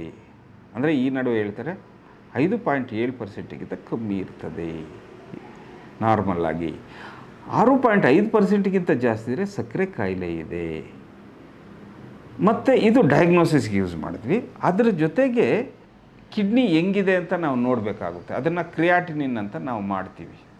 ಅದ್ರ ಜೊತೆಗೆ ನನ್ನದು ಕೊಲೆಸ್ಟ್ರಾಲ್ ಹೆಂಗಿದೆ ಅನ್ನೋದಕ್ಕೆ ಲಿಪಿಡ್ ಪ್ರೊಫೈಲ್ ಅಂತ ಮಾಡ್ತೀವಿ. ಮತ್ತು ಯೂರಿನ್ನು ಟೆಸ್ಟ್ ಮಾಡ್ತೀವಿ. ಮಿಕ್ಕಿದ್ದು ಬೇರೆ ಟೆಸ್ಟ್ಗಳು ECG ಇವೆಲ್ಲ ಮಾಡ್ತೀವಿ. ಇದೆಲ್ಲ ಆಗೋದ್ಮೇಲೆ ಹೌದು ನನಗೆ ಸಕ್ಕರೆ ಕಾಯಿಲೆ ಇದೆ ಅಂತ ಕನ್ಫರ್ಮ್ ಮಾಡ್ಕೊಳ್ಳೋದಕ್ಕೆ ಇನ್ನೂ ಒಂದು ಸಾರಿ ಶುಗರ್ ಚೆಕ್ ಮಾಡ್ತೀನಿ. ಕನ್ಫರ್ಮ್ ಆದಮೇಲೆ ನಾನು ಏನು ಮಾಡ್ತೀನಿ, ನಾನು ಕೂತ್ಕೊಂಡು ಯೋಚನೆ ಮಾಡ್ತೀನಿ. ಹೌದು, ನನಗೆ ಸಕ್ಕರೆ ಕಾಯಿಲೆ 2ನೇ ಟೈಪ್ ಯಾಕೆ ಬಂತು? ಎಷ್ಟೋ ಜನಕ್ಕೆ ಈಗ 20-30 ವರ್ಷಕ್ಕೆಲ್ಲ ಬರ್ತಾಯಿದೆ, ಅವರೆಲ್ಲ ಡಿಪ್ರೆಷನ್ಗೆ ಹೋಗ್ತಾರೆ. ಒಂದು ಸಾರಿ ತಿಳ್ಕೊಂಡ್ರೆ ಸಕ್ಕರೆ ಕಾಯಿಲೆ ಯಾಕೆ ಬಂತು ಅವಾಗ ಬರ್ತಾರೆ. ಆವಾಗ ನಾವು ಅರ್ಥ ಮಾಡಿಕೊಂಡಾಗ ನಮಗೆ ಭಾಳ ಈಸಿ ಆಗ್ತದೆ, ಸುಲಭ ಆಗ್ತದೆ. ಅಂದರೆ ನಾನು ದಪ್ಪ ಇಲ್ಲ, ಓವರ್ ಸ್ಟ್ರೆಸ್ ಇದ್ದರೆ ಇಲ್ಲ ಶುಗರ್ ಬರ್ಬೋದು, BP ಬರ್ಬೋದು, 2 ಬರ್ಬೋದು, ಇಲ್ಲ ಸ್ಟ್ರೇಟ್ ಹಾರ್ಟ್ ಪ್ರಾಬ್ಲಮ್ ಬರ್ಬೋದು. ನಾವೆಲ್ಲ ಅನ್ಕೊತಾ ಇದ್ದೀವಿ ಶುಗರ್ ಕಾಯಿಲೆ ಇರೋದರಿಂದ ಹಾರ್ಟ್ ಅಟ್ಯಾಕ್ ಬರ್ತಿದೆ, ಇಲ್ಲ ಬೇರೆ ಏನೋ ಸಮಸ್ಯೆ ಬರ್ತಿದೆ. ಇಲ್ಲ, ಸ್ಟ್ರೆಸ್ಸು ಓವರ್ ವೇಟಿಂದ ಇಲ್ಲ ಶುಗರ್ ಥರನೂ ಬರ್ಬೋದು, ಮತ್ತು ಇಲ್ಲ ಹಾರ್ಟ್ ಪ್ರಾಬ್ಲಮಿಂದ ಥರನೂ ಬರಬಹುದು. ಅಂದರೆ ಶುಗರು ಒಂದು ರೀಸನ್ನೇ, ಆದರೆ ಅದು ಮೇಯ್ನ್ ಬಂದು ಸ್ಟ್ರೆಸ್ಸು. ಅಂದರೆ ಅವಾಗ ನಾವೆಲ್ಲ ಅರ್ಥ ಮಾಡಿಕೊಂಡು ಅವಾಗ ಹೇಳ್ತೀವಿ. ಯಾಕೆಂದರೆ 2ನೇ ಟೈಪು ಜೀವನ ಶೈಲಿ ಕಾಯಿಲೆ ಆಗಿರೋದ್ರಿಂದ ಅದರಲ್ಲಿ ಶುಗರ್ ಬರೀ ಜಾಸ್ತಿ ಇರಲ್ಲ, ಅದ್ರ ಜೊತೆಗೆ ಒಂದು 5 ಬೆರಳು ಅಂತ ಇಟ್ಕೊಳ್ಳೋಣ.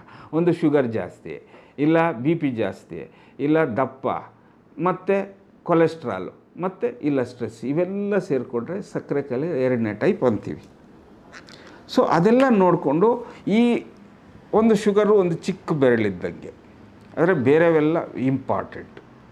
ಅದರಲ್ಲೂ ಲೈಫ್ ಸ್ಟೈಲ್ಸ್ ಭಾಳ ಇಂಪಾರ್ಟೆಂಟ್. ಆದರೆ ನಾವೇನು ಮಾಡ್ತಾಯಿದ್ವಿ, ಬರೀ ಮಾತ್ರೆಗಳು ತೊಗೊಂಡು ಶುಗರ್ನ ಕಂಟ್ರೋಲ್ ಮಾಡ್ಕೊಳ್ಳೋಕ್ಕೆ ಹೋಗ್ತಾಯಿದ್ವಿ. ನಾವು ಲೈಫ್ ಸ್ಟೈಲ್ಸ್ನ ನೆಗ್ಲೆಕ್ಟ್ ಮಾಡ್ತಾಯಿದ್ದೀವಿ. ಆವಾಗ ನಾವೆಲ್ಲ ಅರ್ಥ ಮಾಡಿಕೊಂಡು ಆವಾಗ ಅರ್ಥ ಮಾಡ್ಕೋಬೇಕು. ಹೌದಪ್ಪ, ನನಗೆ ಸಕ್ಕರೆ ಕಾಯಿಲೆ ಬಂದಿದೆ, ಹೌದು ನಾನು ದಪ್ಪ ಇದ್ದೀನಿ ಅಂತಂದರೆ ನಾವು ಸಣ್ಣ ಆಗಲಿಕ್ಕೆ ಪ್ರಯತ್ನ ಪಡಬೇಕು. ಹೌದು, ನಾನು ಸಣ್ಣ ಇದ್ದರೂ ಸಕ್ಕರೆ ಕಾಯಿಲೆ ಬಂದಿದೆ ಅಂತಂದರೆ ಯಾಕೆ ಬಂತು, ಯಾವ ಕಾರಣಗಳಿಂದ ಬಂತು ಅಂತೆಲ್ಲ ಇದು ಮಾಡಿದ್ರೆ ನಮ್ಗೆ ಅರ್ಥ ಆಗ್ತದೆ. ಆವಾಗ ನಾವು ಏನು ಮಾಡಿದ್ವಿ ಅಂತಂದರೆ, ಈಗ ನಾವು ಏನು ಮಾಡಬೇಕು ಅಂತಂತಂದರೆ, ಈಗ ದಪ್ಪ ಇರೋರು ಕೂತ್ಕೊಂಡು ಒಂದು ಸಾರಿ ಯೋಚನೆ ಮಾಡಿದ್ರೆ ಅರ್ಥ ಆಗ್ತದೆ. ಹೌದು, ನಾನು ಯಾಕೆ ದಪ್ಪ ಇದ್ದೀನಿ, ಇಲ್ಲ ನಾನು ಊಟ ಅಂದರೆ ನಾವು ಯಾವ ಥರ ತಿಂತಾಯಿದ್ದೀನಿ ಅದೆಲ್ಲ ಅರ್ಥ ಆಗ್ತದೆ ನಿಮಗೆ. ಯಾರು ಓವರ್ ಸ್ಟ್ರೆಸ್ಸು, ಓವರ್ ವೇಟ್ ಇರ್ತಾರೋ ಅವ್ರಿಗೆ ಶುಗರ್ ಬರ್ಬೋದು, ಇಲ್ಲ BP ಬರ್ಬೋದು, ಇಲ್ಲ 2 ಬರ್ಬೋದು, ಇಲ್ಲ ಸ್ಟ್ರೈಟ್ ಹಾರ್ಟ್ ಪ್ರಾಬ್ಲಮ್ ಬರ್ಬೋದು. ನಾವು ಅಂದ್ಕೊಂಡಿರೋ ಥರ ಶುಗರ್ ಇದ್ದರೆ ಹಾರ್ಟ್ ಪ್ರಾಬ್ಲಮ್ ಬರುತ್ತೆ ಅಂತಲ್ಲ, ಬೇರೆ ಕಾರಣಗಳು ಇದ್ದಾವೆ. ಅಂದರೆ ಸಕ್ಕರೆ ಕಾಯಿಲೆ ಅಂದರೆ ಬರೀ ಶುಗರ್ ಅಲ್ಲ, 2ನೇ ಟೈಪಲ್ಲಿ ಶುಗರು, ಕೊಲೆಸ್ಟ್ರಾಲ್ ಜಾಸ್ತಿ, ಇಲ್ಲ ಬ್ಲಡ್ ಪ್ರೆಷರು, ದಪ್ಪ ಇರೋದು, ಮತ್ತು ಲೈಫ್ ಸ್ಟೈಲ್ಸ್, ಇವೆಲ್ಲ 5 ಸೇರಿಕೊಂಡು ನಾವು ಟೈಪ್ 2 ಡಯಾಬಿಟೀಸ್ ಅಂತ ಹೇಳ್ಬೋದು. ಈಗ ನಾವು ಏನಂತಂದರೆ ಬರೀ ಶುಗರ್ ಅಂತ ಗೊತ್ತಾದ ಮೇಲೆ ಮಾತ್ರೆಗಳು ತೊಗೊಂಡು ಬರೀ ಶುಗರ್ನ ಕಂಟ್ರೋಲ್ ಮಾಡೋಕ್ಕೆ ಹೋಗ್ತೀವಿ. ಅದು ಚಿಕ್ಕ ಬೆರಳಿದ್ದಂಗೆ. ಅದರ ಲೈಫ್ ಸ್ಟೈಲ್ಸ್ನ ನಾವು ನೆಗ್ಲೆಕ್ಟ್ ಮಾಡ್ತಾಯಿದ್ದೀವಿ. ಅಂದರೆ ಜೀವನ ಶೈಲಿ ಚೇಂಜ್ ಮಾಡ್ಕೋಬೇಕು. ಹೌದು, ನಾನೀಗ ದಪ್ಪ ಇದ್ದೀನಿ, ಶುಗರ್ ಬಂದಿದೆ, ನನಗೆ ಗೊತ್ತಿರಬೇಕು ಯಾವ ಥರ ಸಣ್ಣ ಆಗಬೇಕು, ಯಾವ ಥರ ನಾನು ಆಹಾರನ ಸೇವಿಸಬೇಕು, ಏನೇನು ವಿಧಾನಗಳಿದ್ದಾವೆ ಸಣ್ಣ ಆಗಲಿಕ್ಕೆ. ಮತ್ತು ಸಣ್ಣ ಇದ್ದು ನನಗೆ ಸಕ್ಕರೆ ಕಾಯಿಲೆ ಬಂದಿದೆ ಅಂತಂದರೆ ಏನು ಕಾರಣಗಳಿಂದ ಬಂದಿರ್ಬೋದು. ನಾನು ಮಾತಾಡ್ತಾ ಇರೋದು ಟೈಪ್ 2 ಡಯಾಬಿಟೀಸ್. ಒಂದು ಕಂಪೇರ್ ಮಾಡಬೇಕು ಅಂತಂದರೆ, ಯಾರೋ ಒಬ್ರಿಗೆ ಜಮೀನು ಒಂದು 10 ಎಕರೆ ಇದೆ, ಇನ್ನು 5 ಎಕರೆಗೆ ನೀರು ಬಿದ್ದಿದೆ. 5 ಎಕರೆಗೆ ಮಾಡಿಕೊಂಡ್ರೆ ಸಾಕು, ಒಬ್ಬರಿಗೆ 1 ಎಕರೆಗೆ ನೀರು ಸಾಕಾಗ್ತಿಲ್ಲ ಅಂತಂದರೆ, ಈಗ ನಾನು ಭಾಳ ದಪ್ಪ ಇದ್ದೀನಿ, ನಾನು ಸಣ್ಣ ಆದರೆ ನನ್ನಲ್ಲಿ ಉತ್ಪತ್ತಿ ಆಗ್ತಾಯಿರೋ ಇನ್ಸುಲಿನ್ನೇ ಸಾಕು, ನಾವು ಮಿನಿಮಮ್ ಡ್ರಗ್ಸಲ್ಲೇ ಮ್ಯಾನೇಜ್ ಮಾಡ್ಬೋದು. ಈ ಮಾತ್ರೆಗಳು ಬಹಳ ವರ್ಷವೂ ಕೆಲಸ ಮಾಡ್ಬೋದು. ಆದರೆ ನನಗೆ ಸಣ್ಣ ಇದ್ದು ಬಂದಿದೆ ಅಂತಾರೆ, ಈ ಮಾತ್ರೆಗಳು ನನ್ನಲ್ಲಿ ಇನ್ಸುಲಿನ್ ಜಾಸ್ತಿ ಇಲ್ಲ, ಭಾಳ ದಿನ ಕೆಲಸ ಮಾಡದೆ ಹೋಗ್ಬೋದು, ಭಾಳ ಬೇಗನೆ ನನಗೆ ಇನ್ಸುಲಿನ್ ಬೇಕಾಗ್ಬೋದು. ಆದರೆ ಸಣ್ಣ ಇಲ್ಲ ನಾರ್ಮಲ್ ವೆಯ್ಟ್ ಇರೋರಿಗೂ ಮಾತ್ರೆಗಳು, ಬಾಯಲ್ಲಿ ತಗೊಳ್ಳೋ ಮಾತ್ರೆಗಳು ಕೆಲಸ ಮಾಡ್ಬೋದು ಅವ್ರ ಸ್ಟ್ರೆಸ್ ಕಮ್ಮಿ ಆದರೆ. ಹೌದು, ನಾನು ದಪ್ಪ ಇದ್ದೀನಿ, ಯಾವ ಥರ ಸಣ್ಣ ಆಗಬೇಕು? ಒಂದು ಟೈಪ್ ಆಫ್ ಫುಡ್ಡು ಆದಷ್ಟು ಸ್ವಲ್ಪ ಚೆನ್ನಾಗಿ ಬೆಳಗ್ಗೆ ತಗೊಂಡ್ರೆ ಮಧ್ಯಾಹ್ನ ಸ್ವಲ್ಪ ಕಮ್ಮಿ, ರಾತ್ರಿ ಸ್ವಲ್ಪ ಕಮ್ಮಿ ಮಾಡಬೇಕು. ಮತ್ತು ಆಯಿಲ್ ಇರೋ ಫುಡ್ಡು ಜಾಸ್ತಿ ತಗೋಬಾರ್ದು. ಮತ್ತು ಕಾರ್ಬೋಹೈಡ್ರೇಟ್ ಅಂತೀವಿ, ಅದನ್ನು ಆದಷ್ಟು ಕಮ್ಮಿ ತಗೋಬೇಕು. ನಾವು ದಪ್ಪ ಆಗೋದು ಯಾವಾಗಲೂ ಊಟದಷ್ಟೇ ಯೋಚನೆ ಮಾಡ್ತೀವಿ. ಮಧ್ಯದಲ್ಲಿ ನಾವು ಏನು ತಿಂತಾ ಇದ್ದೀವಿ, ಸ್ನ್ಯಾಕ್ಸ್ ಏನು ತಿಂತಾ ಇದ್ದೀವಿ, ಔಟ್ಸೈಡ್ ಏನು ತಿಂತಾ ಇದ್ದೀವಿ, ಅವೆಲ್ಲ ನಮಗೆ ಜ್ಞಾಪಕನೇ ಇರೋಲ್ಲ. ಅವೆಲ್ಲ ಕಟ್ ಮಾಡಬೇಕು. ಇನ್ನೊಂದು ವೆರಿ ಇಂಪಾರ್ಟೆಂಟ್ ಈಸ್ ಡಿಸೈನ್ ಅಂದರೆ ಅದು ನಾವು ಏನು ಚೇಂಜ್ ಮಾಡಬೇಕು, ಪ್ಯಾಟ್ರನ್ ಏನು ಮಾಡಬೇಕು ಅಂತಂದರೆ, ಈಗ ಯಾವುದೇ ಒಂದು ಫುಡ್ಡನ್ನು ತಗೊಂಡ್ರೆ ನಾವು ಮೇಯ್ನು ಒಂದು ಕೊಲೆಸ್ಟ್ರಾಲ್ ಫ್ಯಾಟ್ ಜಾಸ್ತಿ ಇರುವಂಥ ಫುಡ್ಡು ನಮಗೆ ಗೊತ್ತು. ಒಂದು ಆಯಿಲ್ ಇರ್ಬೋದು, ನಾನ್ ವೆಜ್ ಇರ್ಬೋದು, ತುಪ್ಪ ಇರ್ಬೋದು, ಅವು ಆದಷ್ಟು ಕಮ್ಮಿನೇ ಮಾಡಬೇಕು. ಅದಾದಮೇಲೆ ನಾವು ಯಾವ ಫುಡ್ಡಲ್ಲಿ ಕಾರ್ಬೋಹೈಡ್ರೇಟ್ ಜಾಸ್ತಿ ಇರ್ತದೆ ಅಂದರೆ, ಎಲ್ಲ ಕಾರ್ಬೋಹೈಡ್ರೇಟ್ ಅಂದರೆ ನಾವು ಮೇಯ್ನ್ ಫುಡ್ಡು ನಮ್ಮ ಇದು ಸ್ಟೇಪಲ್ ಫುಡ್ ಅಂತೀವಿ. ಅದು ರಾಗಿ ಇರ್ಬೋದು, ಗೋಧಿ ಇರ್ಬೋದು, ರವೆ ಇರ್ಬೋದು, ರೈಸ್ ಇರ್ಬೋದು, ಮತ್ತು ವೆಜಿಟೇಬಲ್ಸಲ್ಲಿ ಆಲೂಗಡ್ಡೆಯಲ್ಲಿ ಟೈಪ್ಸ್ ಇದ್ದಾವೆ. ಹಂಗೆ ಬೀಟ್ರೇಟು, ಕ್ಯಾರೆಟು, ಇದರಲ್ಲಿ ಬೇಯಿಸಿರುವಂಥವು, ಅದರಲ್ಲಿ ಕಾರ್ಬೋಹೈಡ್ರೇಟ್ ಅಂಶ ಜಾಸ್ತಿ ಇರ್ತದೆ. ಅಂದರೆ ಮತ್ತು ಸಿರಿಧಾನ್ಯಗಳಲ್ಲೂ ಕಾರ್ಬೋಹೈಡ್ರೇಟ್ ಇರ್ತದೆ, ಅದರಲ್ಲಿ ಸ್ವಲ್ಪ ಪ್ರಪೋರ್ಷನ್ ಕಮ್ಮಿ ಇರ್ಬೋದು ಅಷ್ಟೇ, ಅದು ಕಾರ್ಬೋಹೈಡ್ರೇಟ್. ಇವೆಲ್ಲ ಕಾರ್ಬೋಹೈಡ್ರೇಟ್ ಅಂತೀವಿ. ಮತ್ತು ಬೇಳೆಗಳು ತಗೊಂಡ್ರೆ ಅದರಲ್ಲಿ ಪ್ರೋಟೀನ್ ಅಂಶ ಜಾಸ್ತಿ ಇರ್ತದೆ. ಮತ್ತು ವೆಜಿಟೇಬಲ್ಸ್ ತಗೊಂಡ್ರೆ ಒಂದಷ್ಟು ವೆಜಿಟೇಬಲ್ಸ್ ನಾನು ಹೇಳಿದ್ದು ಆಲೂಗಡ್ಡೆ, ಬೀಟ್ರೇಟು, ಕ್ಯಾರೆಟು, ಇವು ಒಂದಷ್ಟು ಬಿಟ್ಟರೆ ಗ್ರೀನ್ ವೆಜಿಟೇಬಲ್ಸ್, ಹಸಿರು ತರಕಾರಿ, ಅಲ್ಲಿ ನಾರ್ಪ್ ಅಂಶ, ಫೈಬರ್ ಫುಡ್ ಜಾಸ್ತಿ ಇರ್ತದೆ. ನಾನೇನು ಮಾಡ್ತೀನಿ, ಬೆಳಗ್ಗೆ ಇರ್ಬೋದು, ಮಧ್ಯಾಹ್ನ ಇರ್ಬೋದು, ರಾತ್ರಿ ಇರ್ಬೋದು, ನಾನು ಫುಡ್ ಯಾವ ಥರ ಶುರು ಮಾಡ್ತೀನಿ ಅಂದರೆ, ಹಸಿರು ತರಕಾರಿ, ಬೇಯಿಸಿರೋವಂಥ ಹಸಿರು ತರಕಾರಿ, ಅಂದರೆ ಹಸಿ ತಿನ್ನಬೇಕು ಅಂತೇನಿಲ್ಲ. ಸೊ ಅದು ಇದು ಮಾಡ್ತೀನಿ. ಆವಾಗ ಅವು ತಿಂತೀನಿ, ಫಸ್ಟ್ ಸ್ಟಾರ್ಟ್ ಮಾಡ್ತೀನಿ. ಸೌತೆಕಾಯಿ, ಹಸಿರು ತರಕಾರಿಗಳು, ಬೇಳೆಗಳು ಫಸ್ಟ್ ತಿಂದು ಲಾಸ್ಟಲ್ಲಿ ನನಗಿಷ್ಟ ಆಗಿರೋ ಬ್ರೇಕ್ಫಾಸ್ಟು ಇಲ್ಲ ಲಂಚಲ್ಲಿ ಮತ್ತು ಡಿನ್ನರಲ್ಲಿ ತಗೊತೀನಿ. ನಾನು ಚಪಾತಿ ಒಂದೇ ಸಾರಿ ತಿನ್ನಬೇಕು, ರೈಸ್ ಒಂದೇ ಸಾರಿ ತಿನ್ನಬೇಕಂದ್ರೆ ಎಲ್ಲ ಟೈಮು ತಿನ್ನಿ, ಬಟ್ ಶುರು ಮಾಡುವಾಗ ಹಸಿರು ತರಕಾರಿಗಳು ತಿನ್ನಿ. ಇದು ಆಹಾರದ ಪದ್ಧತಿ. ಮತ್ತು ಹೌದು, ನನಗೆ ಸಕ್ಕರೆ ನಿಯಂತ್ರಣದಲ್ಲಿದೆ ಅಂದರೆ ಒಂದಷ್ಟು ಫ್ರೂಟ್ಸು ತಿನ್ಬೋದು. ಅದರಲ್ಲೂ ಬಹಳ ಶುಗರ್ ಜಾಸ್ತಿ ಇದ್ದರೆ ನೋಡಪ್ಪ, ಯಾವ್ಯಾವುದು ಫ್ರೂಟಲ್ಲಿ ಶುಗರ್ ಅಂಶ ಜಾಸ್ತಿ ಇರ್ತದೋ ಅಂದರೆ ಬಾಳೆಹಣ್ಣು ಇರ್ಬೋದು, ಹಲಸಿನಣ್ಣು ಇರ್ಬೋದು, ಮತ್ತು ಸಪೋಟ ಇರ್ಬೋದು, ಇವೆಲ್ಲ ಇದರಲ್ಲಿ. ಮತ್ತು ಒಂದಷ್ಟು ಹಣ್ಣುಗಳಲ್ಲಿ ಸೀತಾಫಲ ಇರ್ಬೋದು, ಇದರಲ್ಲಿ ಸಿಹಿ ಯಾವುದು ಜಾಸ್ತಿ ಇರುತ್ತೋ ಅದನ್ನು ಸ್ವಲ್ಪ ಕಮ್ಮಿ ಮಾಡು, ಬೇರೆ ಬೇಕಾದರೆ ಸ್ವಲ್ಪ ತಿನ್ನು ಅಂತ ಹೇಳ್ತೀವಿ. ಇದು ಫುಡ್ ಆಯಿತು. ಮತ್ತು ಎಕ್ಸರ್ಸೈಸ್ ಅಂದರೆ ಅದರಲ್ಲಿ ವಿಧಾನಗಳಿದ್ದಾವೆ. ಏನು ಅಂತಂದರೆ, ಒಂದು ರೆಗ್ಯುಲರ್ ಎಕ್ಸರ್ಸೈಸ್, ವಾಕಿಂಗ್ ಇರ್ಬೋದು, ರನ್ನಿಂಗ್ ಇರ್ಬೋದು, ಸೈಕ್ಲಿಂಗ್ ಇರ್ಬೋದು, ಸ್ವಿಮ್ಮಿಂಗ್ ಇರ್ಬೋದು, ಎಲ್ಲ ಎಕ್ಸರ್ಸೈಸಸ್. ಅದರ ಜೊತೆಗೆ ಯೋಗ ಅಂತ ಬರ್ತದೆ. ಮತ್ತು peace of mind is very important. ಅದಕ್ಕೆ ಧ್ಯಾನ ಇರ್ಬೋದು, ಮೆಡಿಟೇಷನ್ ಇರ್ಬೋದು, ಇವೆಲ್ಲ ನಾವು lifestyle changes including diet control. Exercise ಮಾಡೋದ್ರಿಂದ ಈ ಮಸಲ್ ಭಾಳ ಆಕ್ಟಿವ್ ಇರ್ತದೆ. ಆವಾಗ ಅದಕ್ಕೆ ಜಾಸ್ತಿ ಇನ್ಸುಲಿನ್ ಬೇಡ, ಕಮ್ಮಿ ಇನ್ಸುಲಿನಲ್ಲೇ ಅದಕ್ಕೆ ಹಸಿವಾಗಿರೋದ್ರಿಂದ ಆ ಬ್ಲಡ್ಡಲ್ಲಿರೋ ಗ್ಲೂಕೋಸ್ನ ಎಳ್ಕೊತಾ ಇರ್ತದೆ. ಯಾವಾಗ ನಾನು ಲೇಝಿ ಆಗಿರ್ತೀನೋ ನನ್ನ ಮಸಲ್ಲೂ ಲೇಝಿ ಆಗೋಗ್ತದೆ, ಅದು ಗ್ಲೂಕೋಸ್ ಅಷ್ಟು ಯೂಸ್ ಆಗಲ್ಲ, ಅಷ್ಟು ಒಳಗಡೆ ಹೋಗಲ್ಲ ಒಳಗಡೆ, ಅದರಿಂದ ಜಾಸ್ತಿ ಇನ್ಸುಲಿನ್ ಬೇಕಾಗ್ತದೆ. ಎಕ್ಸರ್ಸೈಸ್ ಮಾಡೋದ್ರಿಂದ ನಮ್ಮದು ಸ್ಟ್ಯಾಮಿನಾ ಮತ್ತು ಶುಗರು ಕಮ್ಮಿ ಆಗ್ತದೆ. ನಾವು ಭಾಳ ವೆಯ್ಟ್ ಕಮ್ಮಿ ಆಗಬೇಕಂದ್ರೆ ರೆಗ್ಯುಲರ್ ಎಕ್ಸರ್ಸೈಸ್ ಇರಬೇಕು. ಬಟ್ ಫುಡ್ಡು ಇಂಪಾರ್ಟೆಂಟೇ. ನಾನೆಲ್ಲ ಎಕ್ಸರ್ಸೈಸ್ ಮಾಡ್ತೀನಿ, ಫುಡ್ ಹಂಗೆ ಇಟ್ಕೊಳ್ತೀನಿ ಅಂದರೆ ಅಷ್ಟು ಸಣ್ಣ ಆಗೋದಿಲ್ಲ. ಮತ್ತು ಯೋಗಾಗೆ ಬರೋಣ. ಯೋಗ ಫಿಸಿಕಲ್ ಆ್ಯಕ್ಟಿವಿಟಿನೂ ಇಂಪ್ರೂವ್ ಮಾಡ್ತದೆ, ಅದ್ರ ಜೊತೆಗೆ ಪೀಸ್ ಆಫ್ ಮೈಂಡು ಇಂಪ್ರೂವ್ ಆಗ್ತದೆ. ಇನ್ನೊಂದು ಯಾರೋ ಒಬ್ಬರು ಎಕ್ಸರ್ಸೈಸ್ ಅಂತೀವಿ, ವಾಕಿಂಗ್ ಹೋಗ್ತಾ ಇರ್ತಾರೆ, ಅವ್ರು ಮೊಬೈಲ್ ಇಟ್ಕೊಂಡು ಮಾತಾಡಿಕೊಂಡೇ ಹೋಗ್ತಾ ಇರ್ತಾರೆ, ಅದು ಅಷ್ಟು ಯೂಸ್ ಆಗೋದಿಲ್ಲ. ಈಗ ಫಿಸಿಕಲ್ ಆ್ಯಕ್ಟಿವಿಟಿನೂ ಜಾಸ್ತಿನೇ, ಮೆಂಟಲ್ ಆ್ಯಕ್ಟಿವಿಟಿನೂ ಜಾಸ್ತಿನೇ. ಆದಷ್ಟು ನಾವು ಆ ಎಕ್ಸರ್ಸೈಸ್ ವಾಕಿಂಗ್ನ ಎಂಜಾಯ್ ಮಾಡಬೇಕು. ಅದ್ರ ಜೊತೆಗೆ ಇವೆಲ್ಲ ಚೇಂಜ್ ಮಾಡಿಕೊಂಡು, ಮತ್ತು ನಾನು ಬ್ಲಡ್ ಪ್ರೆಷರ್ ಕಂಟ್ರೋಲ್ ಮಾಡಿಕೊಂಡು, ಫ್ಯಾಟ್ ಕಮ್ಮಿ ಆಗಲಿಕ್ಕೆ ಫುಡ್ ಇದು ಮಾಡಿಕೊಂಡು, ಇವೆಲ್ಲ ಮಾಡಿಕೊಂಡು ನಾವು ಮಾತ್ರೆಗೆ ಬರ್ತೀವಿ. ಮಾತ್ರೆಗಳಲ್ಲಿ ಅನೇಕ ವಿಧಗಳಿದ್ದಾವೆ. ಆ ಅನೇಕ ವಿಧಗಳಲ್ಲಿ ಯಾಕೆಂದರೆ ಒಂದೊಂದು ಥರ ಮಾತ್ರೆ ಕೆಲಸ ಮಾಡ್ತವೆ. ಒಂದು ಇನ್ಸುಲಿನ್ನ ಎಳೀತದೆ, ಇನ್ನೊಂದು ಇನ್ಸುಲಿನ್ ಎಫೆಕ್ಟ್ ಇಂಪ್ರೂವ್ ಮಾಡ್ತದೆ, ಇಲ್ಲ ಇನ್ನೊಂದು ಗ್ಲೂಕೋಸ್ನ ಅಬ್ಸಾರ್ಷನ್ ಸ್ಲೋ ಮಾಡ್ತದೆ, ಇಲ್ಲ ಇನ್ನೊಂದು ಈ ನಡುವೆ ಜಾಸ್ತಿ ಯೂಸ್ ಮಾಡ್ತಾರೆ, ಗ್ಲೂಕೋಸ್ನ ಯೂರಿನ್ನಿಂದ ಆಚೆ ಕಳಿಸ್ತದೆ, ಕಿಡ್ನಿಯಿಂದ ಅಬ್ಸರ್ವ್ ಮಾಡ್ದಂಗೆ. ಈ ಥರ ಅನೇಕ ವಿಧಗಳಿದ್ದಾವೆ. ಆದರೆ ನಾವು ಏನು ಮಾಡ್ತೀವಿ ಅಂತಂದರೆ, ನಾವು ನಮ್ಮ ಜೀವನ ಶೈಲಿ ಚೇಂಜ್ ಮಾಡ್ದೇ ಸ್ಟ್ರಾಂಗ್ ಮಾತ್ರೆಗಳಾಗ್ತಾ ತಗೊಳ್ತಾ ಹೋಗ್ತೀವಿ.